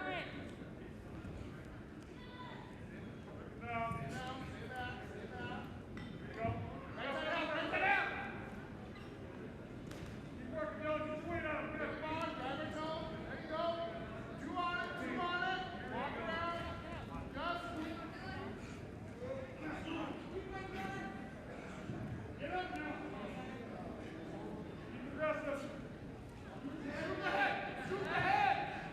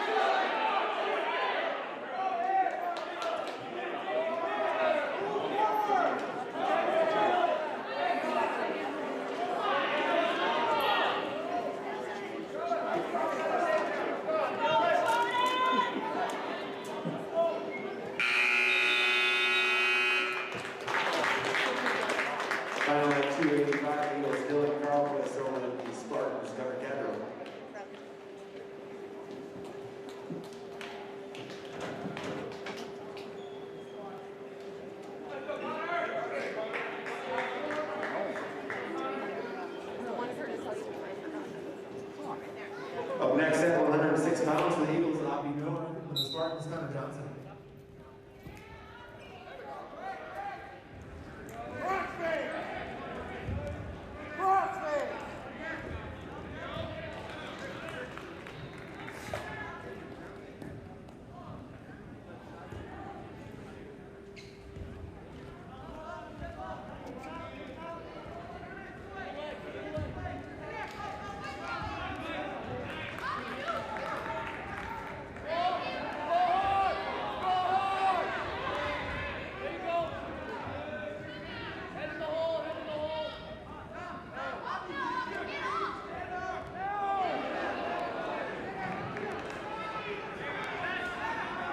We are not doing that move ever again.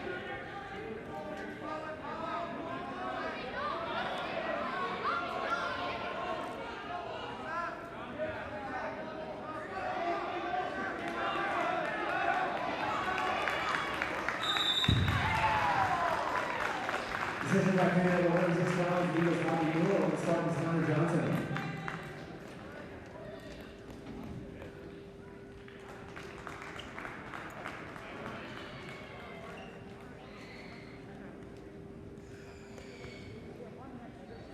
Final score of today's duel between Davies and Fargo North. Fargo Davies Eagles 58, Fargo Spartans 19.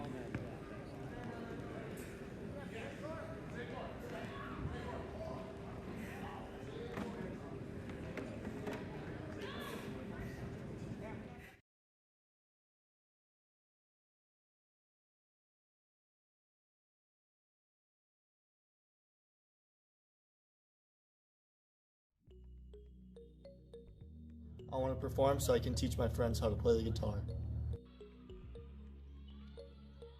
I want to play this year so we can improve as a team and get some more of these.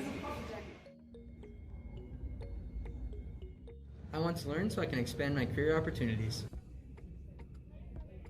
I want to represent to enrich the world around me.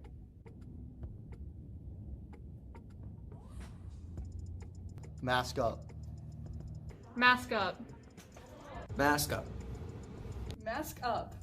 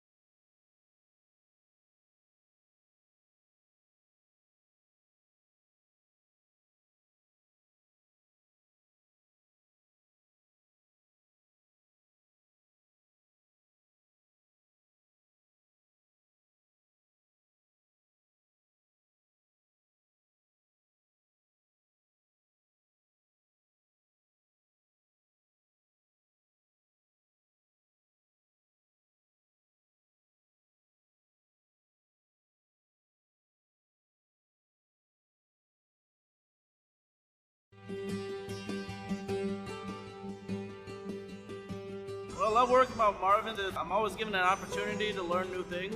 There's never really a dull moment.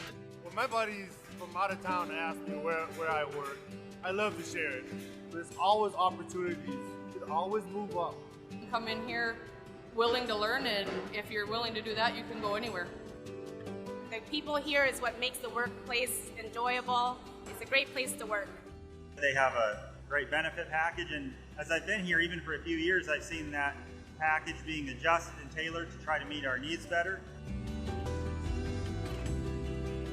Your experience coming in, our experience that we have here, makes a great combination that we invite. That generation that helped build this company to what it is today is now getting to retirement age, and we're now to that point in the company where a newer generation of workforce is stepping up to the plate. We're finding our own adventure. I think that's exciting. It is an exciting time to be a part of the Marvin.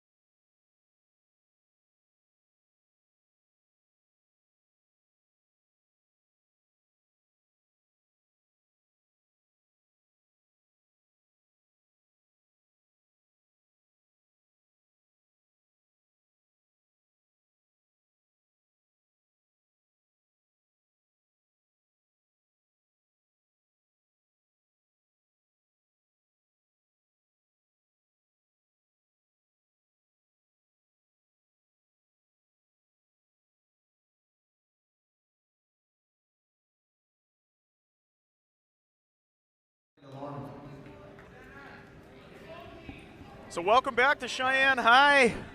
Chris, we took a little break there. I hope you got some lunch in, and we're back with Mustangs versus Davies here, JV action. Starting off, Branton Delorme gets the quick pin. So. Man, that was good timing there. 17 seconds in. Have some JV matches. We'll recognize the seniors that have been with the program, and then switch to the varsity.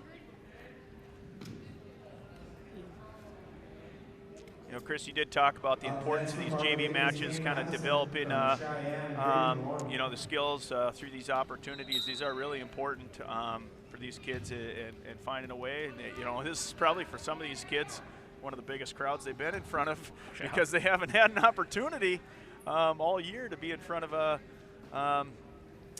gym that didn't have the COVID restrictions or the voucher system. So that's probably exciting for all these kids.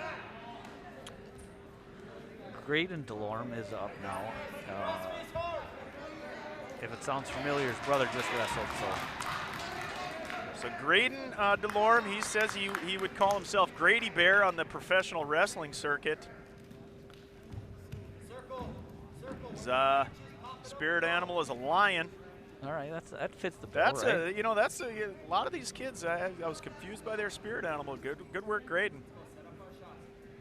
Want to say hi to his grandma.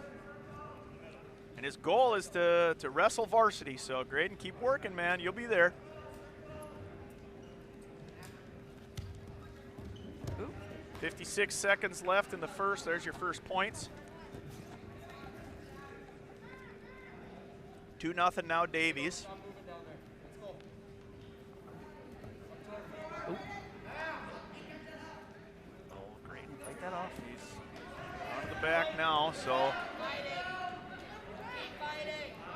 34 seconds left. Oop. And he's stuck. Fargo Davies came out, so now we're shutting Mustangs straight to the wall.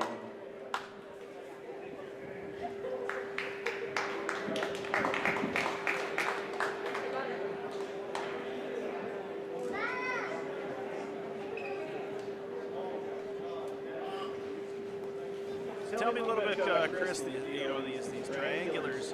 When you're the team that has the hour break, how does that affect you kind of mentally and physically? Do you, is that different? Is there a preference, you know, going back to back, or do you like the break in between? Which one you think is strategically to your benefit? Traditionally, it's going to be the home team that has the break, right? So, quick pin there. And when you're the home team, you probably go up, you sit in the wrestling room, you hang out with your friends for a couple minutes, and then you start to warm up again.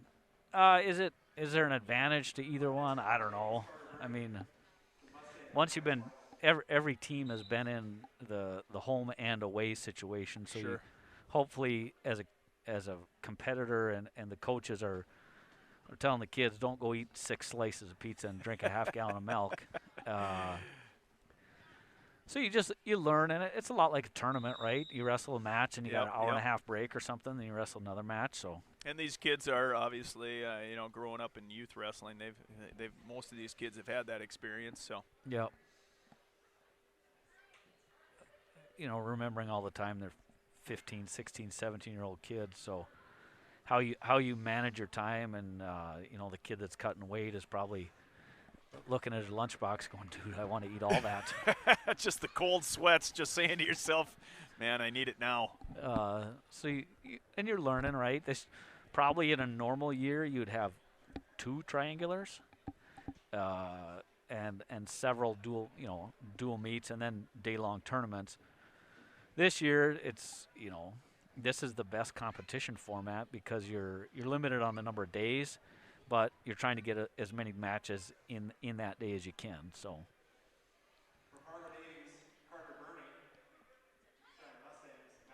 I think we had a little check-in confusion there, making sure we got the right kids up here. Yep.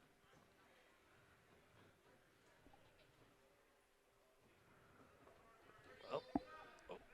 Good, Maddox. Got to come up. Oh.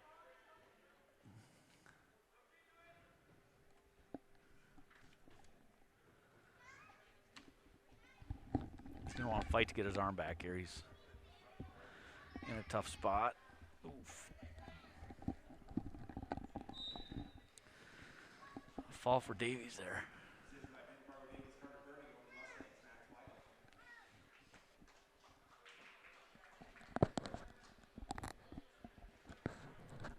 So it looks like we'll probably have a few more matches here in the JV. Caden Mansky coming up next. Older brother Connor wrestles varsity for Cheyenne, and neither one of the two boys is the star of the day. Their sister did the national anthem. Yeah, she was spectacular. So 8 years old. They said. I don't know. I don't know if I was brave enough to do anything in front of a crowd like this at 8. Probably still am not. I'm the last person they wanted to have broadcast. I am lower than that for the national anthem. Well, so. I mean, I guess if I was gonna be put behind the mic singing the national anthem, they'd probably question my patriotism. It would be a disaster. So we'll see what we can get out of Mansky here. Tough Toes would be Tough Toes Mansky is what he'd call himself. His favorite wrestling memory was taking second at state.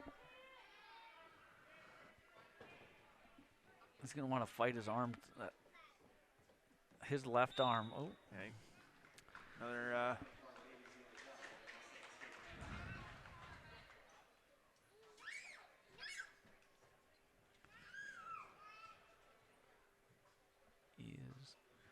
That might be. Yeah, maybe it does. I don't see anybody else on the Mustang side showing that they're getting ready to go here. So it looks like the coaches for the Mustangs are going to head back as we're dropping the lights down a little bit for the varsity. I will say this before we start presenting to some recognitions for the seniors. I did talk to Coach Lex Lundy's wife a little bit, Marisha, obviously his better half. He's clearly outkicked his coverage. Far better half. And I did say, hey, you know, he actually looked sharp today. Did you dress him? And she said, yeah, of course. Of course I did. So. You know, I'd rather have Lex leading the wrestling program and somebody like Ralph Loren leading a clothing company. We got the right people in the right in the right that's jobs. Right. Know right? your role. Stay in your lane. Stay in your lane. So this is a little bit of a break here before we get some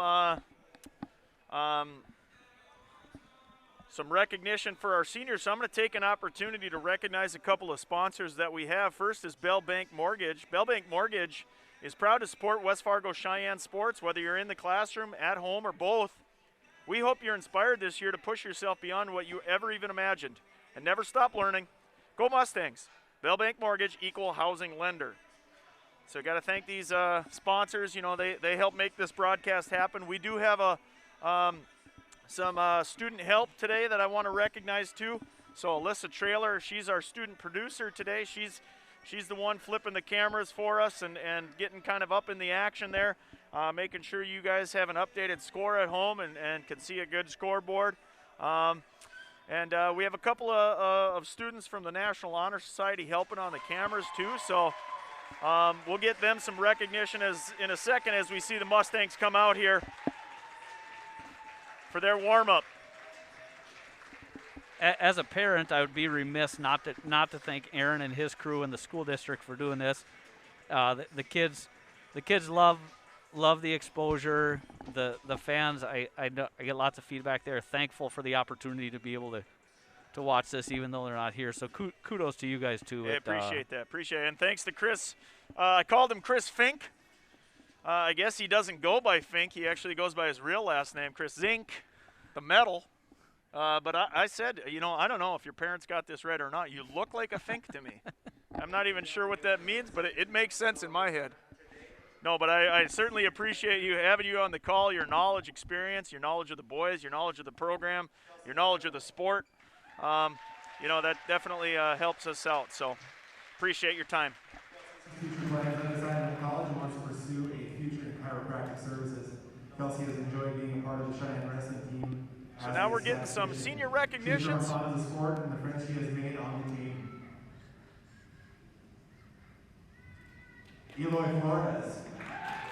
So the first one was Kelsey Perkel, and now we have Eloy Flores. He will work to get his associate's degree in applied science, and his goal is to become a firefighter. While attending, he will also continue his wrestling career and wrestle at the collegiate level. His favorite wrestling memory is this year qualifying for state as a dual team. He would also like to thank his coaches for a wonderful 3 years. So thank you to those two. That was Kelsey, now Eloy. The third senior being recognized today, Mikai Dennis. Wants to major in pre-med and become a cardiovascular surgeon. His favorite wrestling memory is celebrating the season after state last year at the banquet. Thank you to Mikai. They're going to miss him, for sure. For sure. And the last one is Kyle Page. How fun was it watching that guy pin? That was, I'm guessing Kyle will remember that, and his parents will remember it as well. Computer science and graphic design, having a small job at a video game store and hanging around with his family. Meeting new and old friends doesn't hurt either. Some of the things that Kyle likes about wrestling are food, games, and having a good time with friends. Rumble on the red curtains were fun. So those are your Mustang seniors. Getting a round of applause from everybody and a recognition here for all the time, energy, and that they've put into this program and for these coaches and in for these teammates. So Kelsey, Eloy, Mikai, and Kyle. We just want to give a shout out to the Johnson family and thanking them for coming today and being a part of this. I'm going to try to keep it short and sweet before I cry. I just thank you guys, and I'm very blessed and honored to have coached him and been along this. It's been a rough year. As you guys saw when I Mikai earlier, I have dedicated my senior season to Grantley, and I also have his logo on my shoe. I sure do miss the kid dearly, and I'll never forget him coming to church, and I'm in the parking lot, and he's like, "Why do you have those wands or those swords?" He would try to take my sword by me, and that just brought so much joy to me. And yeah, this is why I love wrestling, and he inspires me every day to keep fighting and never let the dark moments take you down, because there's always light at the end of the tunnel. So special recognition there for Grantley, 1 year anniversary of his passing. To the Johnson family as well. I didn't know Grantley very long, but I remember my first time meeting him. It was during our youth wrestling program. He walked up to me, he was like, "How old are you?" I was like, "I'm 16. He was like, "You're gonna be my partner today." And I was like, "Okay, bet." And in my mind I was thinking, who is this little kid, you know? He's got big dreams just like me. I remember I did the exact same thing to my coach Zach over there when I first saw him. But nah, Grantley was a great kid.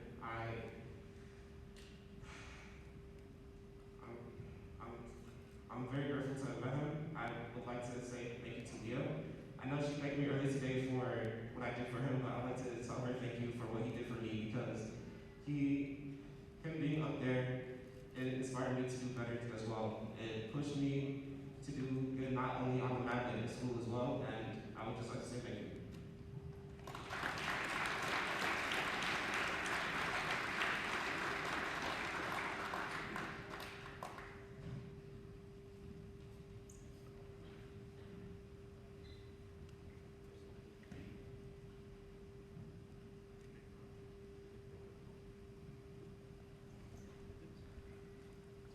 So that's what it's all about there, Chris. Heartwarming moment. Yep. As you can tell, I'm a man of many words.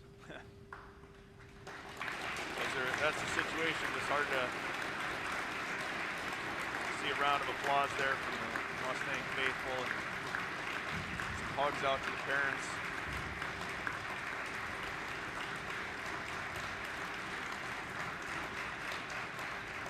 Special moment where all these athletes, all these coaches put everything in perspective. Grantley certainly was a special kid in the community and into this team, and his courage, bravery, and just personality, even a year later, is still influential. So pretty powerful stuff there. Appreciate the seniors doing that. Starting off at 120 pounds for the Davies Eagles, Sajin Garam. For the Mustangs, Eloy Flores. So this duel is going to start at 120. Why is it not starting at 106, you ask? Traditionally, in a multi-round event, they'll start the first round at 106, and then start each subsequent round one weight class higher. So this is the third round of the day. We start the third weight class. At 138 pounds for the Eagles. Davies and Cheyenne dueled for the Mustangs, Connor Mansky. a month ago or so. Yep. And as we mentioned earlier, during the North match, Davies won that 137. I would guess both teams walked away and said we could have done a little better, which is fine. For the Mustangs, Mikai Dennis. And we did mention earlier, at this point in the season, it's kind of a chess match. We're making the adjustments. You've wrestled the kid before. You've seen him wrestle somebody else before, so you have a couple points of reference. At 170 pounds for the Eagles, Landon Alex. And you know, obviously with the Lundy brothers, they know what they want to build. They've been successful wrestlers themselves. All these kids understand where they want the program to go, but every match is a measuring stick. You know, you lose a tight one like that, and you want to flip the script this time around. So there's probably something a little special to this matchup today. Oh, for sure. There's no lack of motivation. 220 pounds for the Eagles, Truman Wermeyer. Both teams advancing to state duels. Davies is going to be the 2 seed out of the East. Cheyenne will be the 4. At 106 pounds for the Eagles, Abby Noor. For the Mustangs, Stetson Gisselbeck. At 113 pounds for the Eagles, Wyatt Kozadowski. For the Mustangs, Morgan Strandberg. Head coach of the Davies Eagles is Keenan Speeds. Assistants, Joe Trotter, Tony Huber, Jeff Martin, Wayne Burmine, Chris Neal, and Joel Bettle. Head coach of the Cheyenne Mustangs is Lex Lundy. Assistant coaches Logan Lundy, Lane Lundy, and Zach Brady. Captain's coming out for the flip, determine who has to report to the table first, and who has choice in the second period, right? So if your team reports, if we're odd, in odd number matches, which would be the first, third, fifth, obviously matches of the day, then we have to report to the scorers table first, and we get our choice in the second period. A little bit of strategy element there if you're moving guys around and who has to report and who doesn't. You know, given that this is the second time we've wrestled these guys this year, and the EDC standings have been determined, this is deemed a non-counter, so maybe a little less strategical element to it and more focus on the individual matchups. So, now the coaches are down on the bench, the broadcasters are up here, so they're the ones determining that, not me. Just We just talked about this, Chris. You stay in your lane. We don't want you to make decisions. Right. We'll just let you call the matches for us. We'll leave the decisions to the guys that wore ties today. That's right. Oh, there you go. That's how you determine who's making decisions. That's right. So we're starting here at 120. I don't. Eloy did not wrestle in the first Davies duel, so I'm not 100% sure if these two have wrestled before.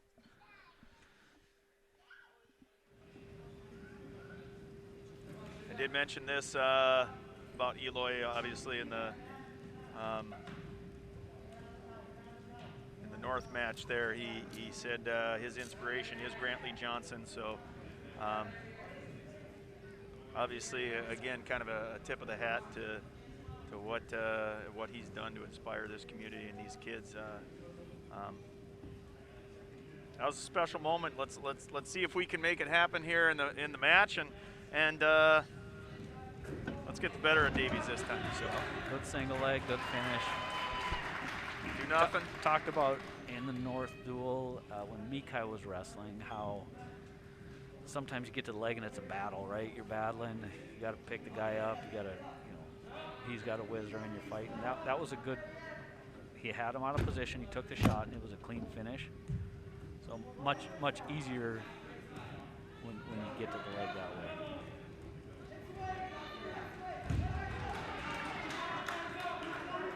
As we said too, this gym is pretty full.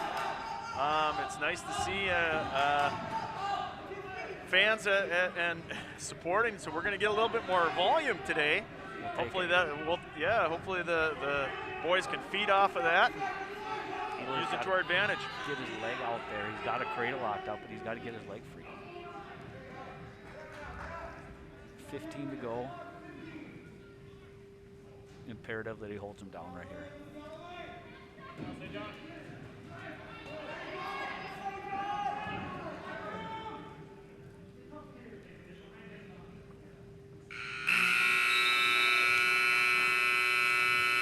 So at the end of the first here. The horn works. The horn works, yeah. Okay. Clear the first hurdle. 2-0. Neutral start here, yeah.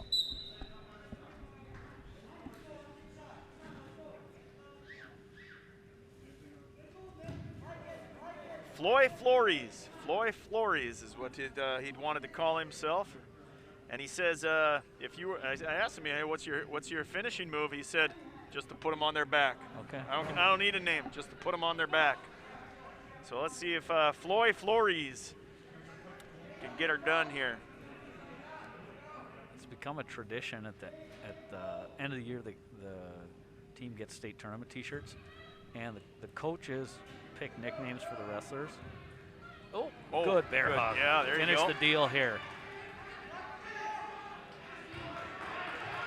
No, don't. He's got to get out to the side. He doesn't want to be tied up in his legs. Yep. If you're going to pin him, get chest to chest and get a 90-degree angle and get on your toes. Getting back around.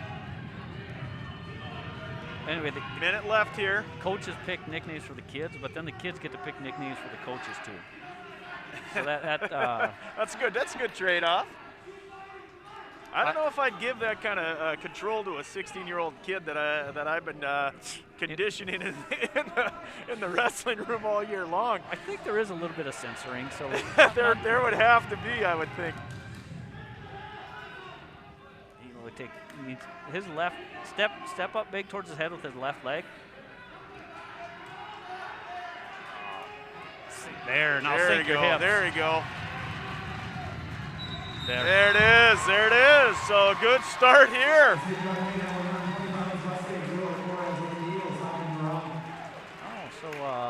Traditionally, Eloy was wrestling in the spot where they'd normally send out Mason Johnson, and now they're sending out Mason at 126. So that tells me we're gonna see some guys in different weight classes. And the strategy behind that, Chris, what do you think the Lundy brothers and what's the strategy here? They've looked at the lineup and they you know, it's not much different than football or basketball. Sometimes you say, I just want to get my best guys out there. Yep. So if you see a favorable matchup where you can get another one of your, you know, Eloy hasn't wrestled a lot of varsity this year, but clearly a skilled kid. Yep. So let's get Eloy and Mason out. Yep. So see if we can get 2 W's. Yep. In 2 different weight classes, and yeah. Wrestling up a weight from a size perspective is not a whole bunch different, right? I'm sure Mason has wrestled plenty of 126-pounders in practice. So he doesn't, you know, this kid probably doesn't feel much different from a weight perspective, doesn't feel a whole bunch different than his practice partners. So Mason says he'd call himself Bigfoot. A lot of foot references, I think, in this wrestling squad here. So Bigfoot is what he's going by. He's an 8th grade kid, and rumor has it that he's got a size 12 shoe. So there you go. He'd probably be able to cut a weight class if he just kept those things smaller. He does want to shout out his dad, who never gives up on him. Said that's inspirational to him. His favorite class is gym. That doesn't surprise you, does it? All right, good. Get a lot of those. You ask those questions sometimes, you know, middle school, they always say it's lunch. By the time they get to high school, oftentimes it's, I don't like anything. So at least, you know. What's your favorite time of the day? 3:30. 3:30.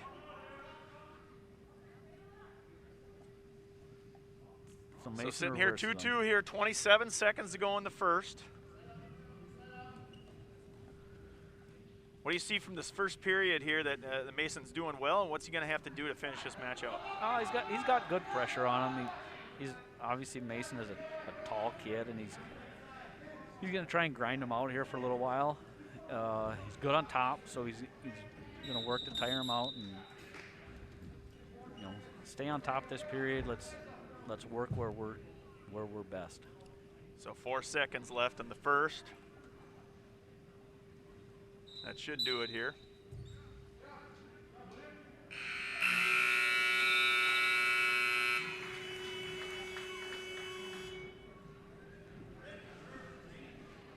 All right, coming into the second here. Davies defers, we're going down.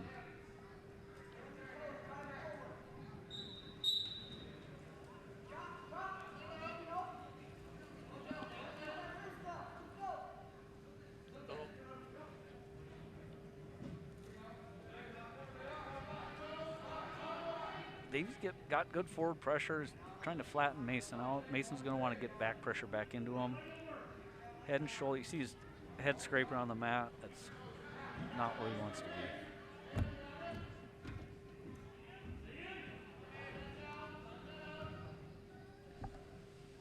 So you're on the edge of the mat. If you feel like you're in a good spot, you want to get back on the mat. If you feel like you're in a bad spot, you want to strategically move yourself out of bounds. So.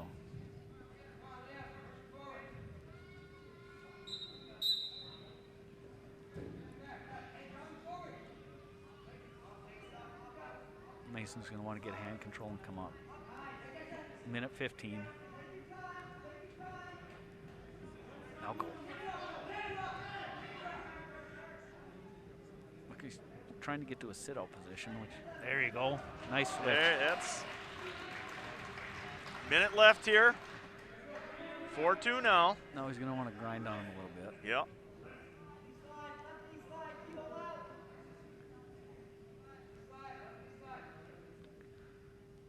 Mentioned at the start, Mason's wrestling out of his normal weight class.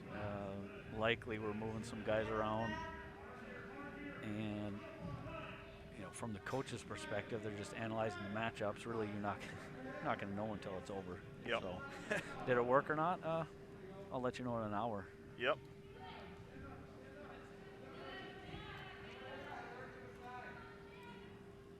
This is one of those, Mason's got him in a good spot. He wants to drag him, he wants to wrestle him on the mat. Yep. So here are a couple things that the coach has said about Mason. He has lots of experience. Younger brother, Marcus, obviously. And so I'm sure there's probably some carpet burns, probably from the living room floor. The worst whooping Mason ever took was probably in his own living room. Yep. So, but his strengths, as you said, they like his length and his experience into the high school and his activities. So.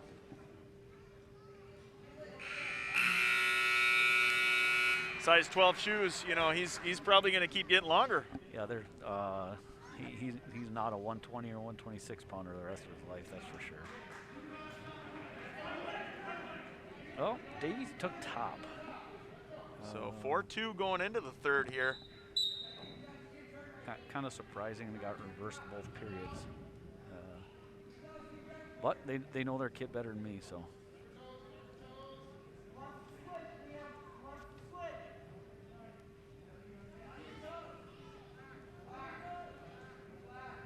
So as I asked you, earlier today too, what kind of nice switch. Nice finish it, buddy. Nice.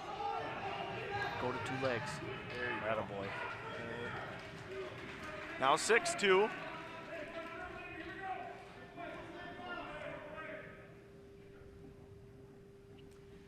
So I did ask you, it's third, into the third here. What's the conditioning like? Has it kind of early in the year? I thought we had near fall. Yeah.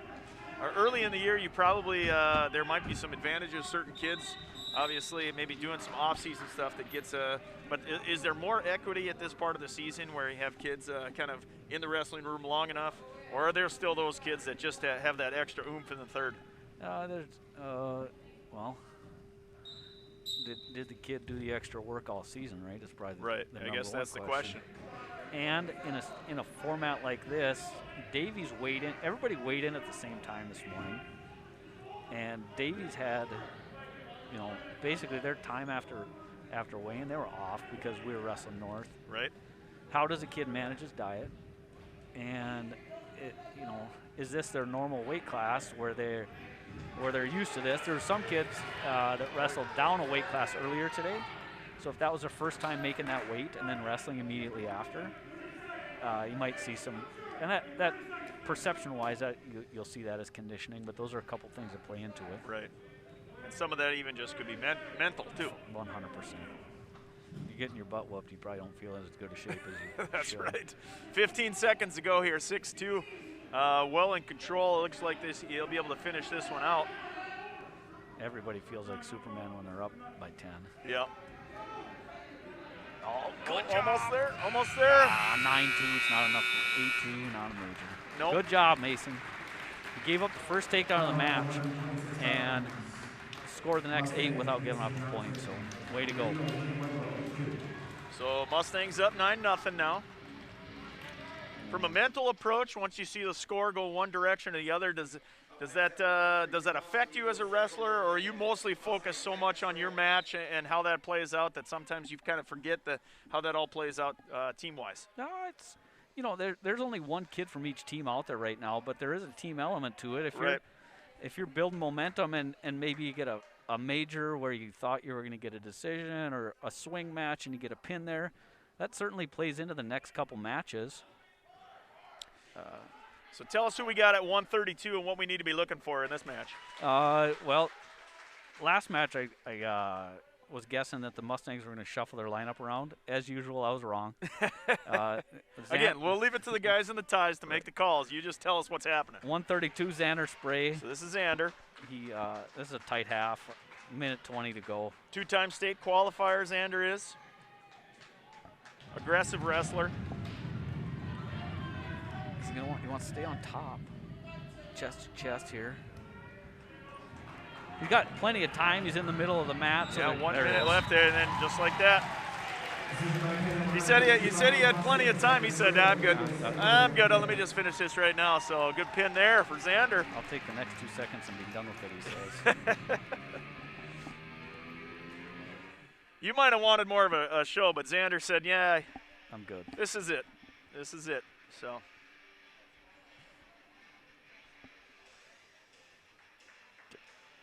And in another twist. And that was, remember, I told you in the North match, his finishing move is called the banana split. So that was the banana split we saw. Here we got Gabe Schumacher for Davies and Gage Falloon for Cheyenne. 12 gauge. 12 gauge. Yeah, we're gonna get you right on this. So I'll hear from our production team afterwards, I'm sure. Hi to Grandma, Gage says. So Grandma, if you're watching. And hi to Mr. Vogel, his favorite teacher.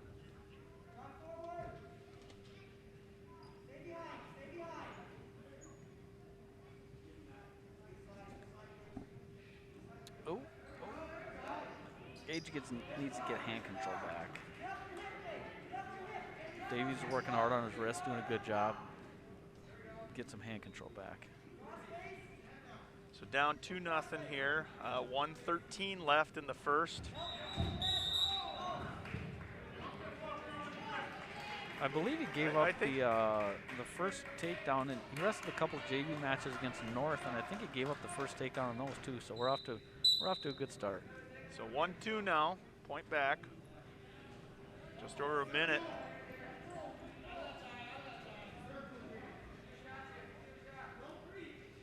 Oh, that was a long shot there. You got that kind of agility still in you, Chris? Not. I'd be laying down. I got to be honest. I last week I was moving that fast. I got out of my car and I slipped on the ice, and I'm pretty sure when I shot onto the floor. That's what you look like? That's what I look like. You didn't get back up that quickly. I didn't. No. That's the part that I lost. But no, I could be quick like that, Chris. Yeah, I would be holding my hamstring at this point. I can move that fast once. So 3-2 now, Mustangs. Got him on his back. Got him on his back. There's got 2.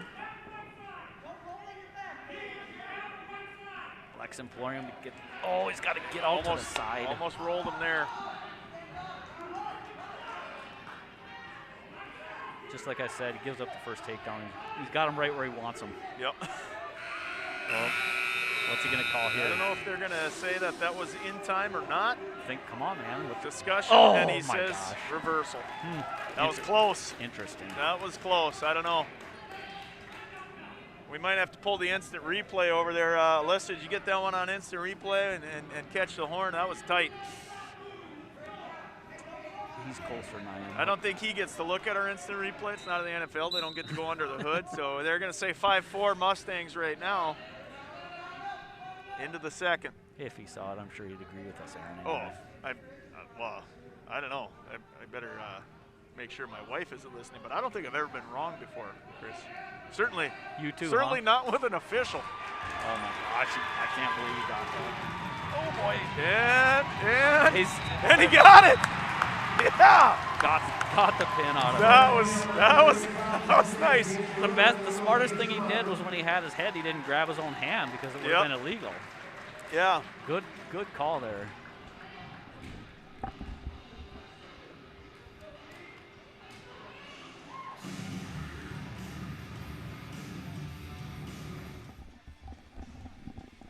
Now up to 145. Mustangs up 21-0. How you feeling about this so far?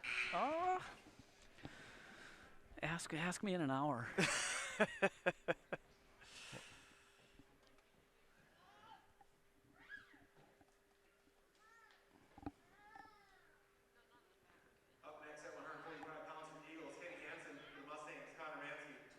So that's Mansky. He's up a weight class, right? He's normally typically 138. 138, and so this is normally Kellen's weight class, so they're moving Kellen up as well. So. Oh, good ankle pick, Connor. So Mansky is 6th right now, I think, in the state ranks, 6th on Andy Wrestle at least at 138. Oh, Connor, he's got a hook and ankle.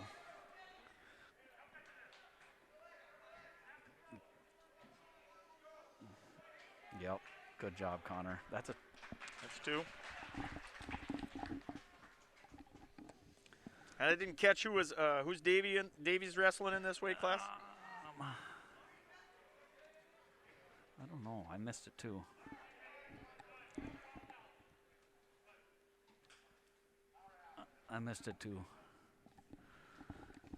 Coaches are pulling fast ones on us, going off script. So. Yep.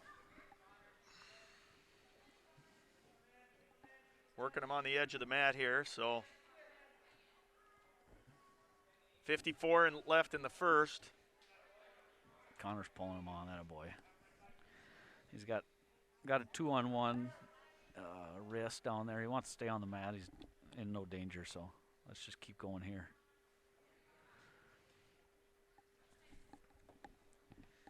Do want to remind you that the Mustangs Mustang hockey team is also alive right now. JV going up against the Packers, and the Varsity is going to go up against Red River here at 3:15. So a couple other events to cover.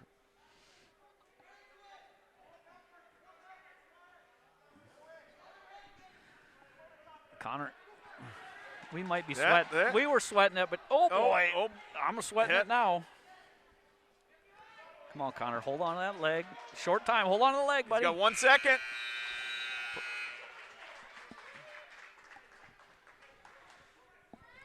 Better than laying on your back, so. Yep.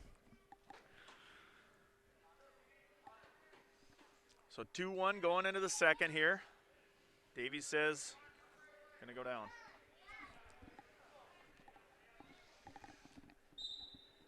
What'd you see out of that first period that Connor is going to attempt here?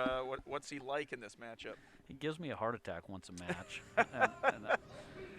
You sound pretty calm, though. I mean, I see motion over there. I see a little bit of agitation, but the voice stays calm. So they don't see you on screen, but what does he want to do here, kind of in the second here, to see if a turn or two to blow it open. I think he came into this match, I'm going to assume, thinking he's going to win it. He needs a turn or two to gain some separation and send the message that that's his intent, you know. 2-1, the Davies kid certainly feels like he's in it. So.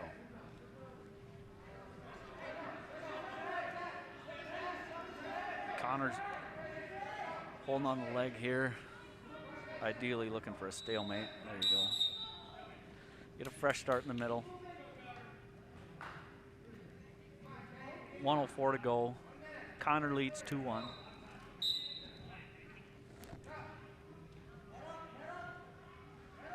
Starting to wear on him a little bit. The Davies kid was super active when he was down in the first. Start of this period, he was moving. Connor's kind of starting to lock some stuff up. It's going to be a little tighter. Hopefully we can get a turn soon.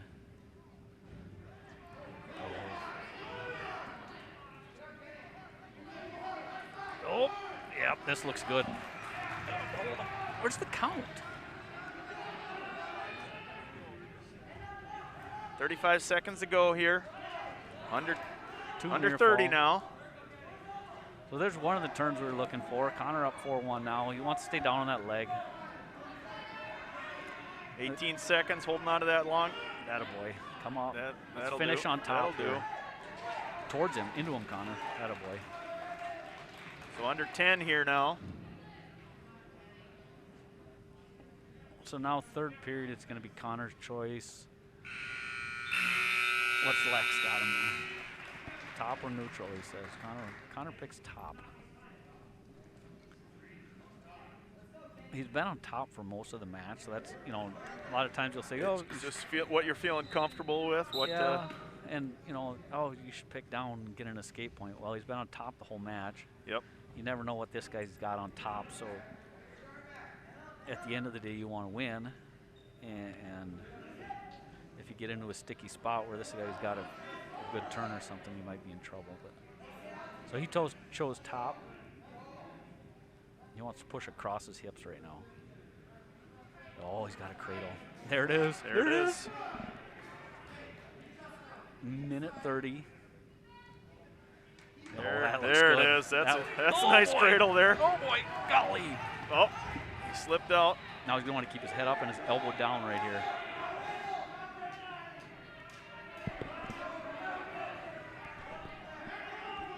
I'd wrestle him off here, get a fresh start. There you go. Oh my gosh. They gave him a point. I don't know, man. They were in that spot for 15 seconds and it wasn't an escape, but it is at the end. 7-2 now. Beautiful. Good shot there. Kid walks into it and Connor had him timed out. Yep. Step over. There. 9-2. So if he cuts him and takes him down again, it's a major. Under 50 in the third here. Connor having a nice match so far. So Connor. Yep. With under 40, how is he going to get that major? What's the strategy here now? If he didn't let him go right away, he's going to try and turn him. I've always thought that it's easier to take a guy down when you're beating him than turn him. No, I was never very good on top, so. Kid's got Connor's leg on now. Yeah. There's a reversal. So now with 13, strategy probably changes slightly. I strategy should is say still that. don't go to your back. Yeah. Oh boy. All right, we're safe. So under 5 now, and that should probably do it. You said he likes to give you a few heart attacks. Did you have one there? That was maybe just a palpitation. So 24-0. Mustangs wrestling well.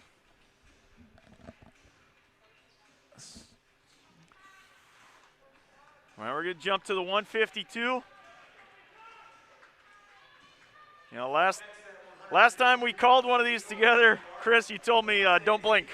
What are we going to get out of this one out of Mikai? Senior, you know. Ryan Barth, the Davies kid Ryan Barth is tough too, so this would be a good one. I don't know why this wouldn't be a fantastic match.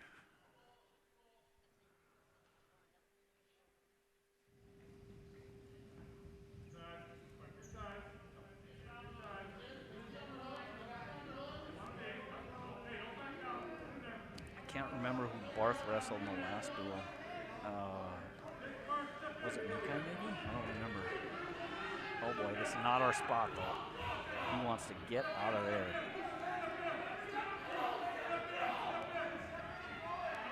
And he gets thrown there. And that one.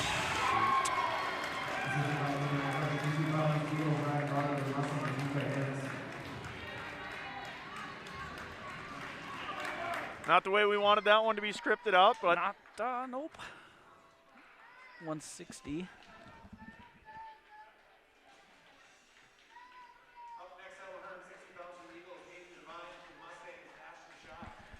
Aiden Devine for Davies, Ashton Schaff for us. You know, I've seen Aiden Devine in a couple other sports. He's an athlete, so.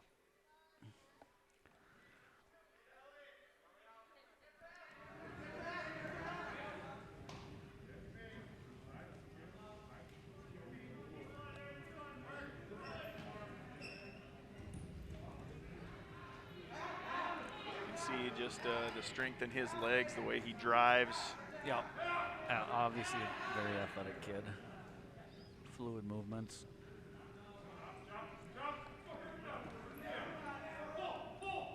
Ashton's a sophomore. He's no. He just wants to get away here. Don't be worried about the guy's head. Just get away.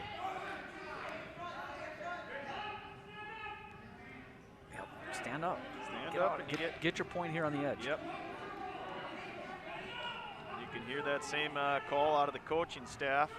Oh, buddy. Leg. Back in. Under a minute. Sitting at 45 now.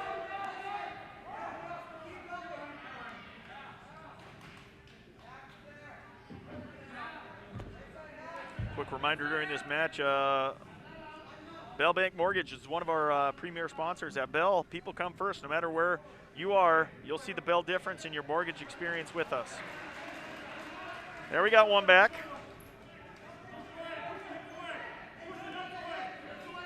$18 here. Oh, stay with him here. Stay with him. Devine doing a good job blocking the near elbow, blocking the elbow that he's circling towards. Ashton fighting hard, attaboy. There you go. That's the way to end the period. That's a good, yeah. Sitting here now, 2-1.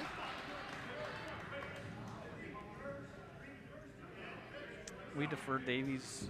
Davies going down.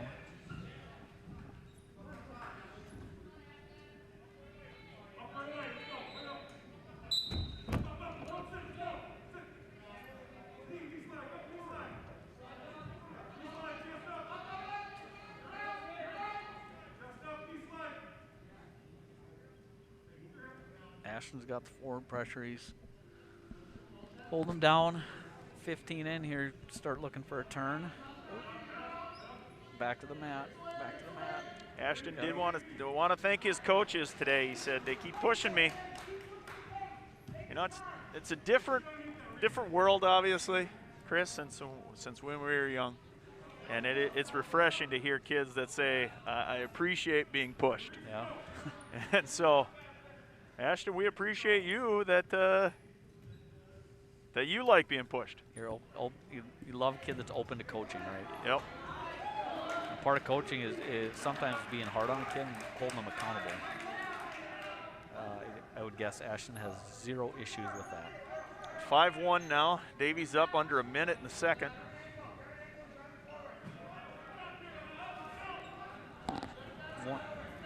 Ashton should reach back and that hand that's on his ankle, grab that wrist. Under 40.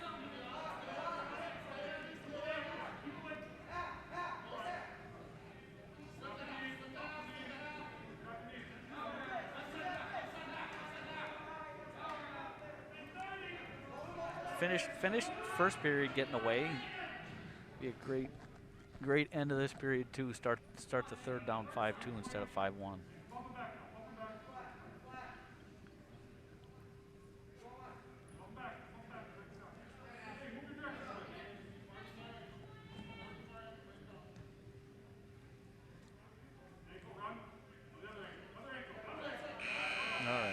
5-1 going to the third. It's going to be our choice. Okay, so he picks neutral. 2 minutes here to make a move. Certainly anybody's match at this point, 5-1. At what point in this period do you try to get aggressive? Are you going to shoot out right away and try to make something happen immediately, or? I'm cautiously aggressive right now. You know, he's got to create the action. He doesn't want to. I always, not Ashton specifically, but I sometimes when I see guys, even on the international level, the senior level, you see guys wait until the last 30 seconds to get really aggressive, and by that point your opponent has shut it down. Then you got to go all the way through his defense, right? Right. So you know what you're good at. I'd start working, getting after those things right away. There we go. 7-2. Oh my gosh! If he gets this, oh. Good job. Working from the top now. Oh, he's got a tight half on. Roll Do him. it, buddy. Roll him. This kid doesn't look like he wants to get away very bad. Nope. Now's the time to turn him. 7-4. He let the half go. Looked like he had that on pretty tight. Yep, now he's going the other side. He's going to go work that other angle. See how that other shoulder feels. Yeah. 26 seconds now, and now's the time. He's going to try to figure out one last push here. I'm in agreement with the Cheyenne coaches.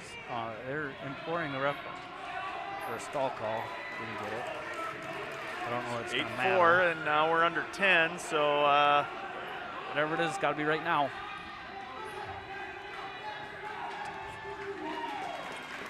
You know what? So incidental 2 points there at the end there, but what's the?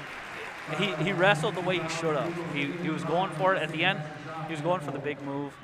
He was not in danger of going to his back or giving up the major. My guess is he feels like he had his chance on that cow catcher in the half. So here's Kyle Page, one of the 4 seniors. Kyle had a great pin against North earlier today. That was exciting. Pretty skilled kid here for Davies. Don't know that he's wrestled Kyle before, but I have seen him a couple other matches. Thank you. Oh boy, that's tight. And hey, Kyle, you know, had a great memory from the morning, senior day. It's life, baby. It ain't all sunshine and roses. Nope. You win some, you lose some. Put all the coaching cliches in there you want.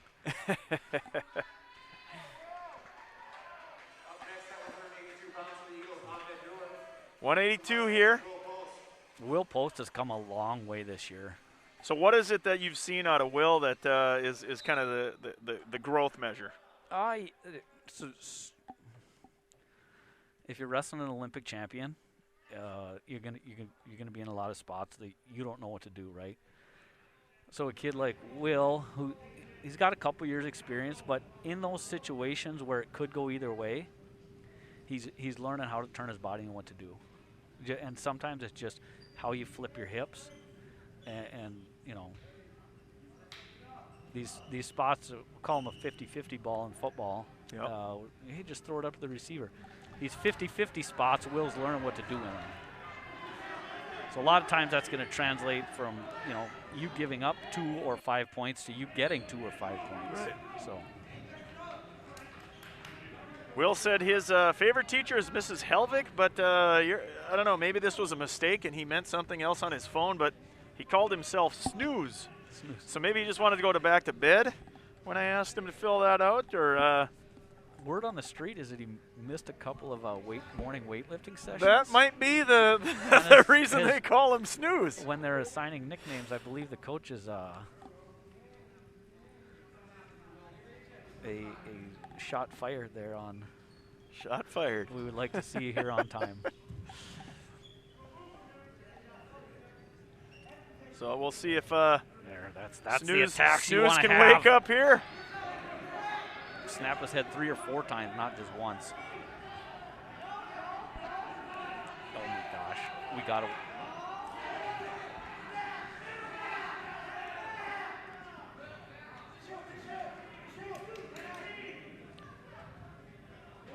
Back to neutral here. We're still sitting at 0-0, and we're going to go probably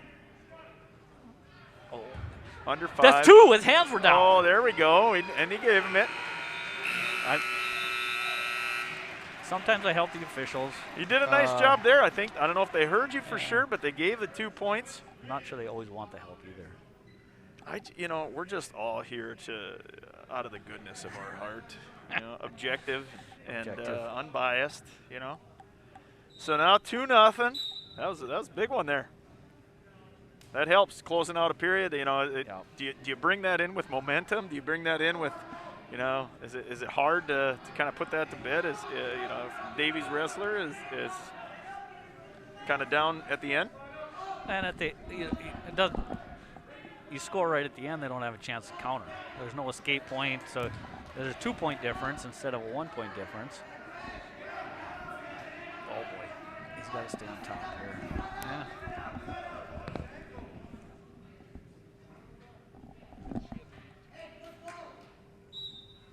Gonna get a clean start.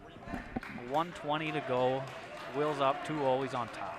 So keep the forward pressure. I've seen him use an arm bar or a half Nelson before, so let's look for those. Oh, that a boy. So minute 13 left here. Oh, keep him down, buddy. Oh boy. Oh, almost had. All right. Let's snap the head 3 times in a row and see how the kid reacts. So 2-1 now, under a minute. Oh, Will, that's not.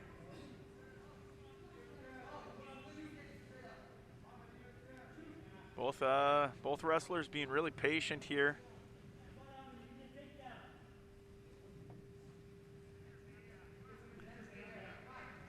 .35 to go here in the second.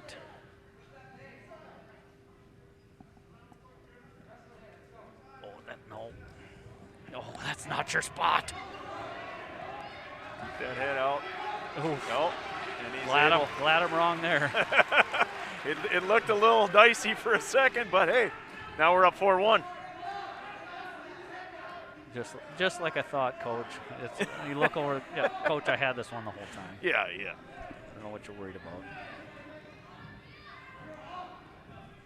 So here's the question. Now you're up 4-1. It's our choice going into third. Lex is saying down. Not super familiar with this Davies kid, so I'm not sure what his strengths are on top.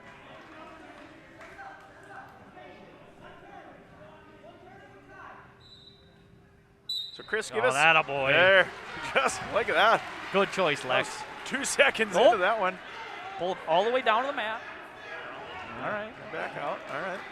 6-2 now. We scored 3 points in 4 minutes and 10 seconds of wrestling, and then we scored 3 points in 3 seconds. 10 more seconds. So. Can you give us a preview, Chris, kind of the rest of the season here, what the Mustangs have up ahead? So this is their last formal competition prior to state. State will start last day of the state tournament's 2 weeks from today. Between then and now, I know the coaches are. Oh boy! Circle. Hey, there you go. That a boy. There you go. Again, he catches us a little off guard. For a moment, it looks dicey. Comes back in and rounds up a couple points. But so. Long practice block, 2 weeks. So what strategy-wise are you going to do? What do you think these coaches are going to do in these last 2 weeks here, with a break and, trying to come in healthy but without kind of a dip in performance? They're going to, and a lot of it's individualized at this point, right? If you got a kid that's maybe a little dinged up, you don't do a lot of live wrestling with him, maybe a lot of hard drilling. If you got kids that are, you work you're working on weaknesses and putting them in situations that you anticipate them being in at the state tournament. Yeah. Here's a situation we've struggled with this year. So specifically, you are going to work on that thing today. Hearing some noise from the Mustang faithful here. 14 seconds left in the third, 10-3 now.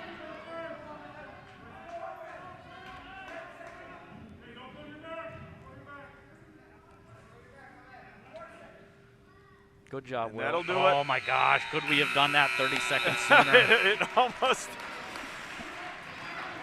There should be, I don't know.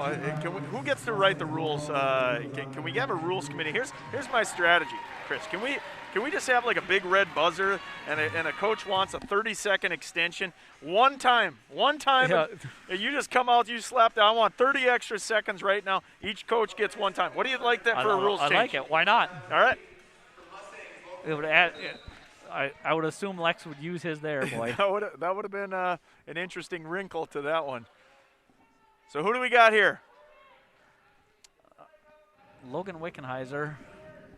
I believe Davies is Rylan Reed.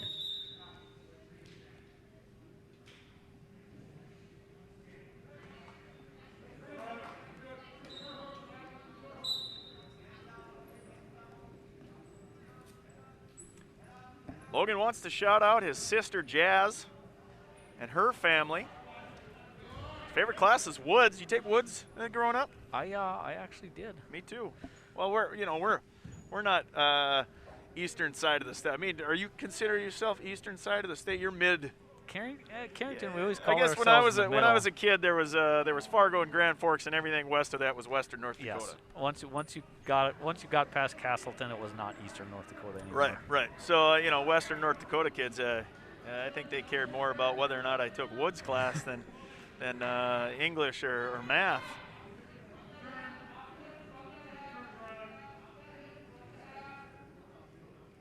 Don't tell my wife that. She's going to give me more projects to do, but under a minute here now in the first.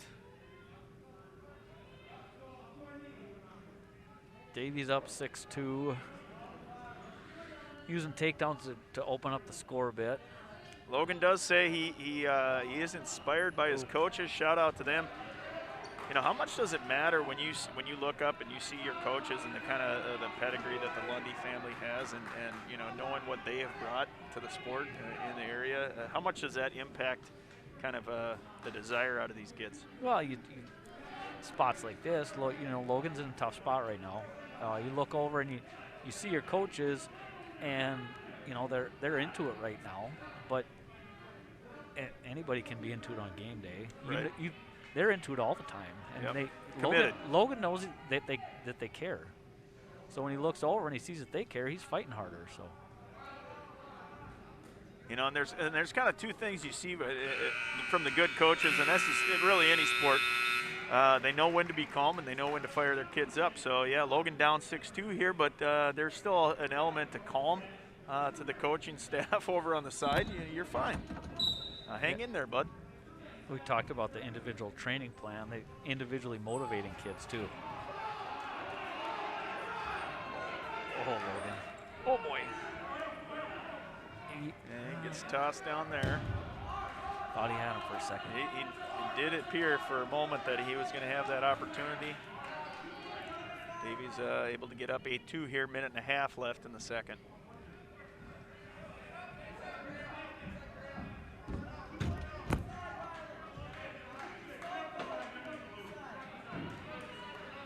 And I did ask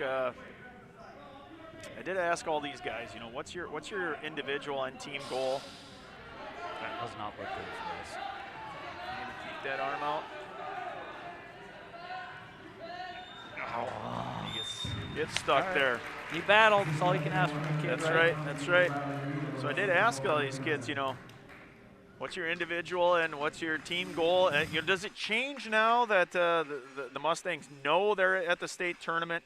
Obviously this is the first time in history that our team has qualified. Do things start to change, not just this year, but year to year, once you start kind of breaking those glass ceilings? Oh, for sure. We've done it before.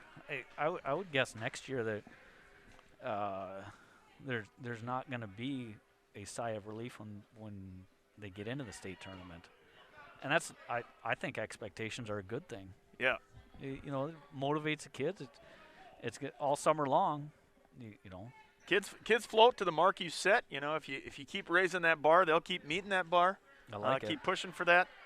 And I don't think that, like, even the last couple of years, 4-1 now. It hasn't been that they're satisfied with just going out and competing.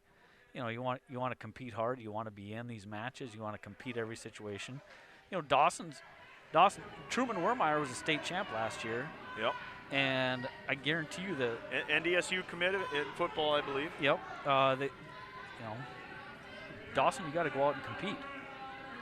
You know, clearly a credentialed kid, Truman, but the expectation is you go out and compete hard and do your best. Today, Truman was better. So, pin with 55 seconds left in the first. So, Cheyenne's open at heavy. So, we're going to cycle back down.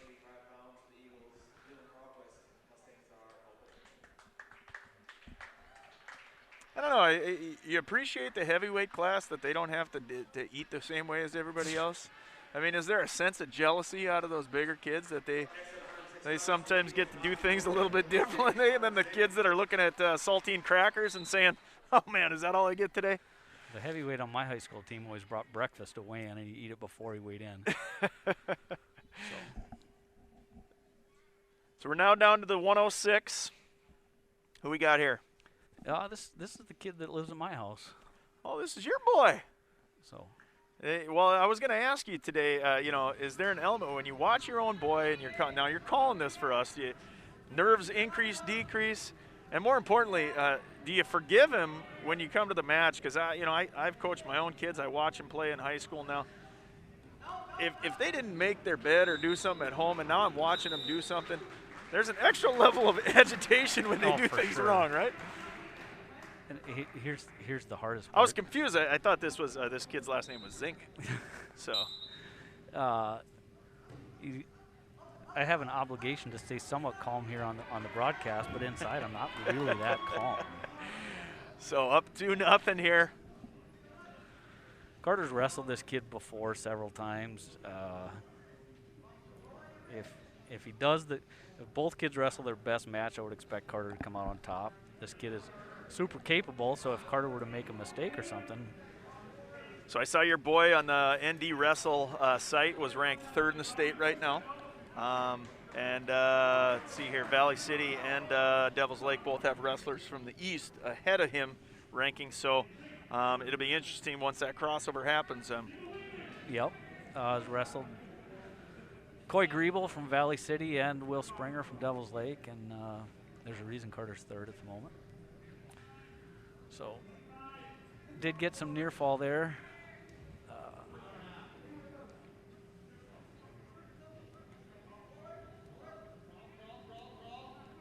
So sitting 4-0.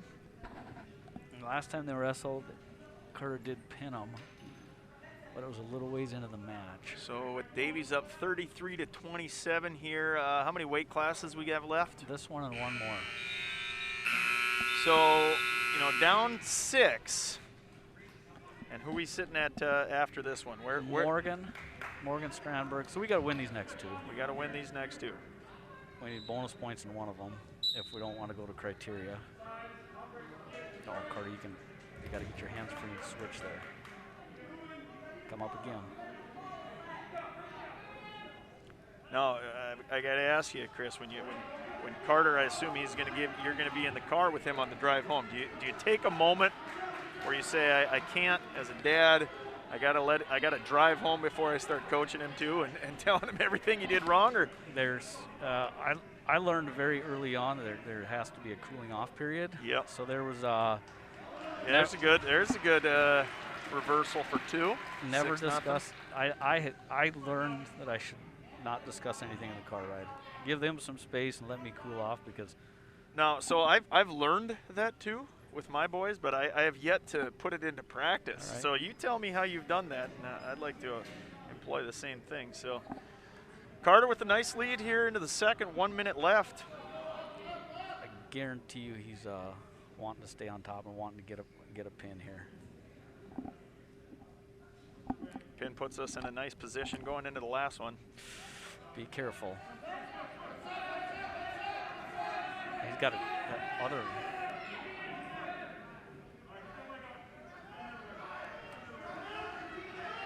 So who's Carter typically, who's his wrestling partner? Who's he mostly practice time with?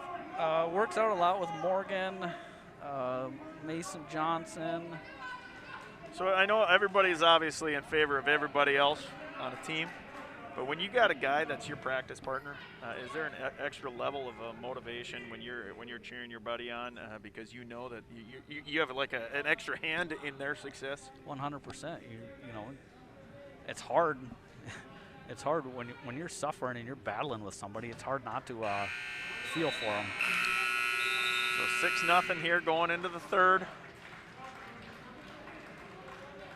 So normally, if you didn't have this broadcast mic on, what would you be yelling at your kid right now? What would you want from him? He in the past, he's won these matches, right? So if that past history is an indicator that he's a better wrestler, he's got to force the action. He doesn't want to stand around and let it come to him. If you're better, you want to wrestle as much as you can. Don't let the other guy wait around and hang out. So now 8-0. So if he's going to look for the stick here on top, what's his strategy? What's his plan of attack? My guess is he's going to try and lock up a cradle, but if this Davies kid is just content to lay on the mat, he's got to do something else. Down 8-0. You know, I don't suspect the Davies kid wants to do something too aggressive at this point. We're in the position that he's at. No, and you know, both these kids know how the previous matches went. So Davies just battling to stay off his back at this point. Carter's got to force it. So now he's under a minute here, 48 seconds. Get off the mat and get a new start. He's not going to get anything out of this position right here. Time's ticking off.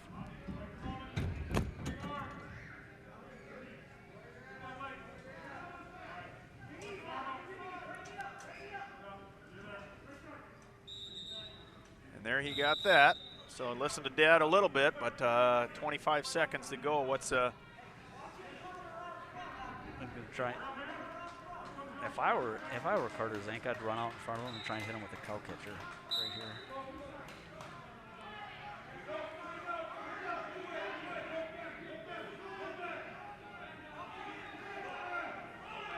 Come on, Carter, jeepers. So under 10 here. He's got an opportunity if he can roll.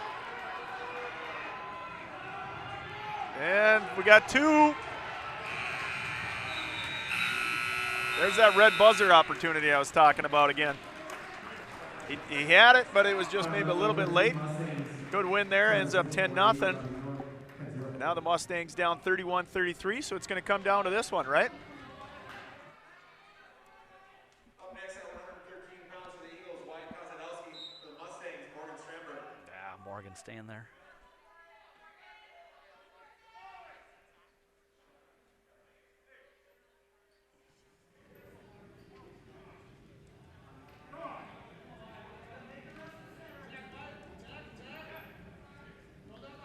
I hear some of the Davies crowd asking for stalling. They weren't calling stalling when their guy laid on the mat for the last minute and a half of the period. You know, sometimes then it's not even just the officials that get it wrong. It's the other parents. Sometimes, yeah. You know, I've been wrong before. That is on digital record now, so it's on the. If it ever ends up on the internet, it stays there forever. That's right. Now you've admitted fault. Minute 12 left in the first, still sitting at 0.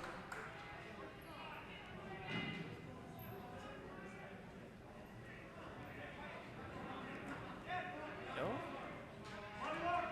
Morgan. Oh, Morgan.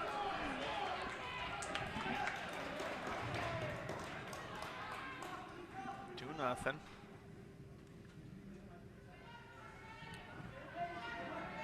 Now come up more. Build a base here.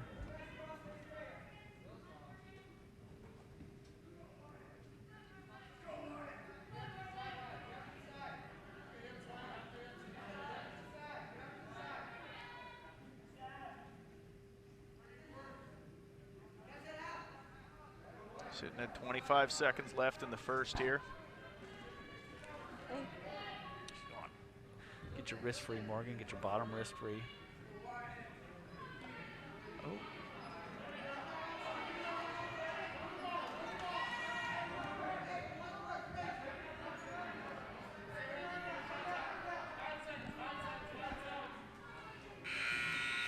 So that's the end of the first there. This will determine the winner.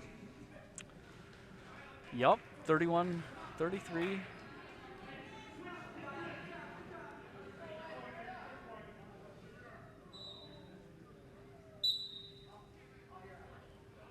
Morgan needs to hook his ankle there.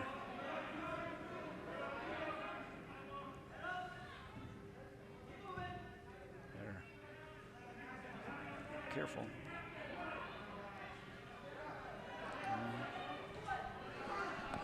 Escape there for 3-0 lead here. Minute 37 left.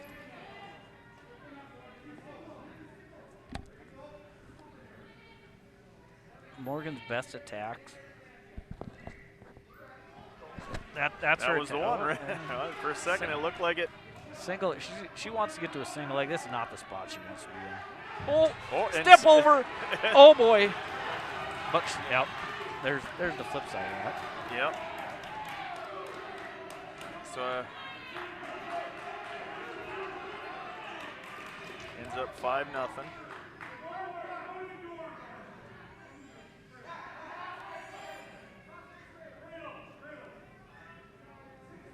You know, these matches, sometimes they can look like that. Something looks bad, something looks really good, and then something looks bad again real quick. Yep.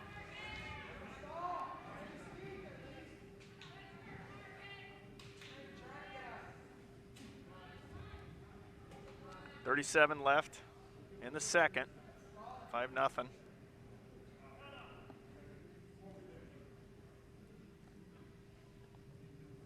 Take this opportunity to remind you, Bell Bank Mortgage is our premier sponsor for today's event. When you choose Bell Bank Mortgage, you'll partner with the people that are part of the fabric of the communities we serve. Bell Bank Mortgage.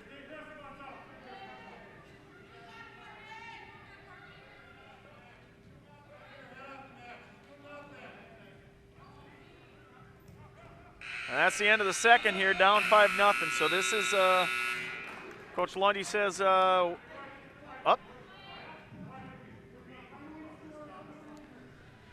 Morgan's a little tall and lanky, so she likes to work on top, hook up a cradle or something. She's got the length to do it for sure.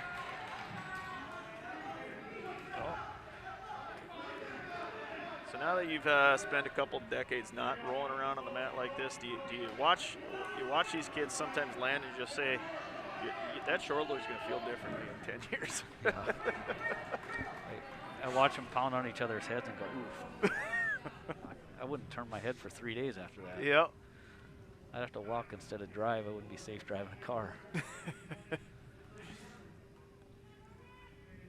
7-0 Davies at this point. Trying to lock up an arm bar.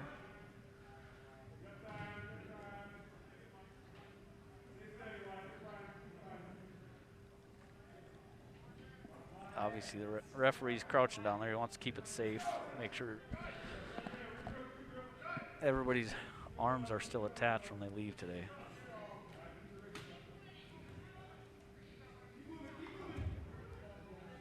So we got 52 seconds left in the third. Chris, as a parent of a Mustang wrestler, what is it about this culture and just the rise that this program is making that makes you feel proud to be a part of that group and proud to have your kid a part of that group?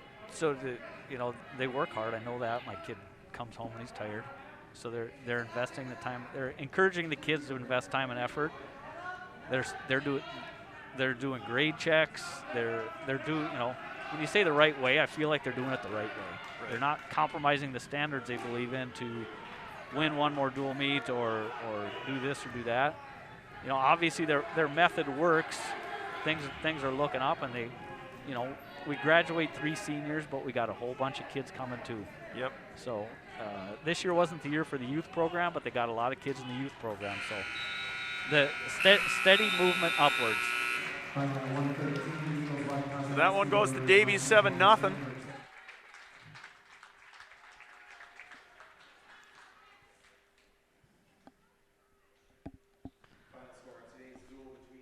(36-31). Same difference as the first duel, 5 points. So with that, we're going to just get some closing thoughts before we wrap up our broadcast here, Chris. And again, appreciate your time. Thanks for coming up here. You know, obviously, next couple of weeks are going to prove pivotal for the Mustang crew, and it's exciting that obviously they've made such strides as a team. What are you most looking forward to in the next couple of weeks, and as these kids have an opportunity to advance into the state tournament? Stay healthy. Stay healthy, stay eligible, and you know, continue to sharpen your skills. You got 2 weeks to get better, and it's not just ride it out, in my opinion. You got to identify 2 skills or 2 situations or 2 different things that you want to get better at, and get better at those before the state tournament. You got time to improve. You might as well improve. So with that, we're going to wrap up our commentary for Mustang Media, as we're going to just keep the camera on live for some JV wrestling. And again, thanks, Chris, for coming in. I really appreciate it. Your knowledge is impressive. You know, and you're as good looking as you are smart. So you take that how you want. Aaron is too kind. There's a reason we're not on camera. Oh, geez. So, no, I appreciate you coming in. Thanks to Alyssa Trailer for running the program for Mustang Media today. For those of you that would love to watch us jump over to hockey, Hockey JV has already started, so join us for that one. And 3:15, really important hockey matchup there between West Fargo Cheyenne and Red River for what ultimately will be probably the seeding that determines who gets home rink. So for Mustang Media, I'm Aaron Knodel. Chris Sink. Hey, appreciate your time. See you next time.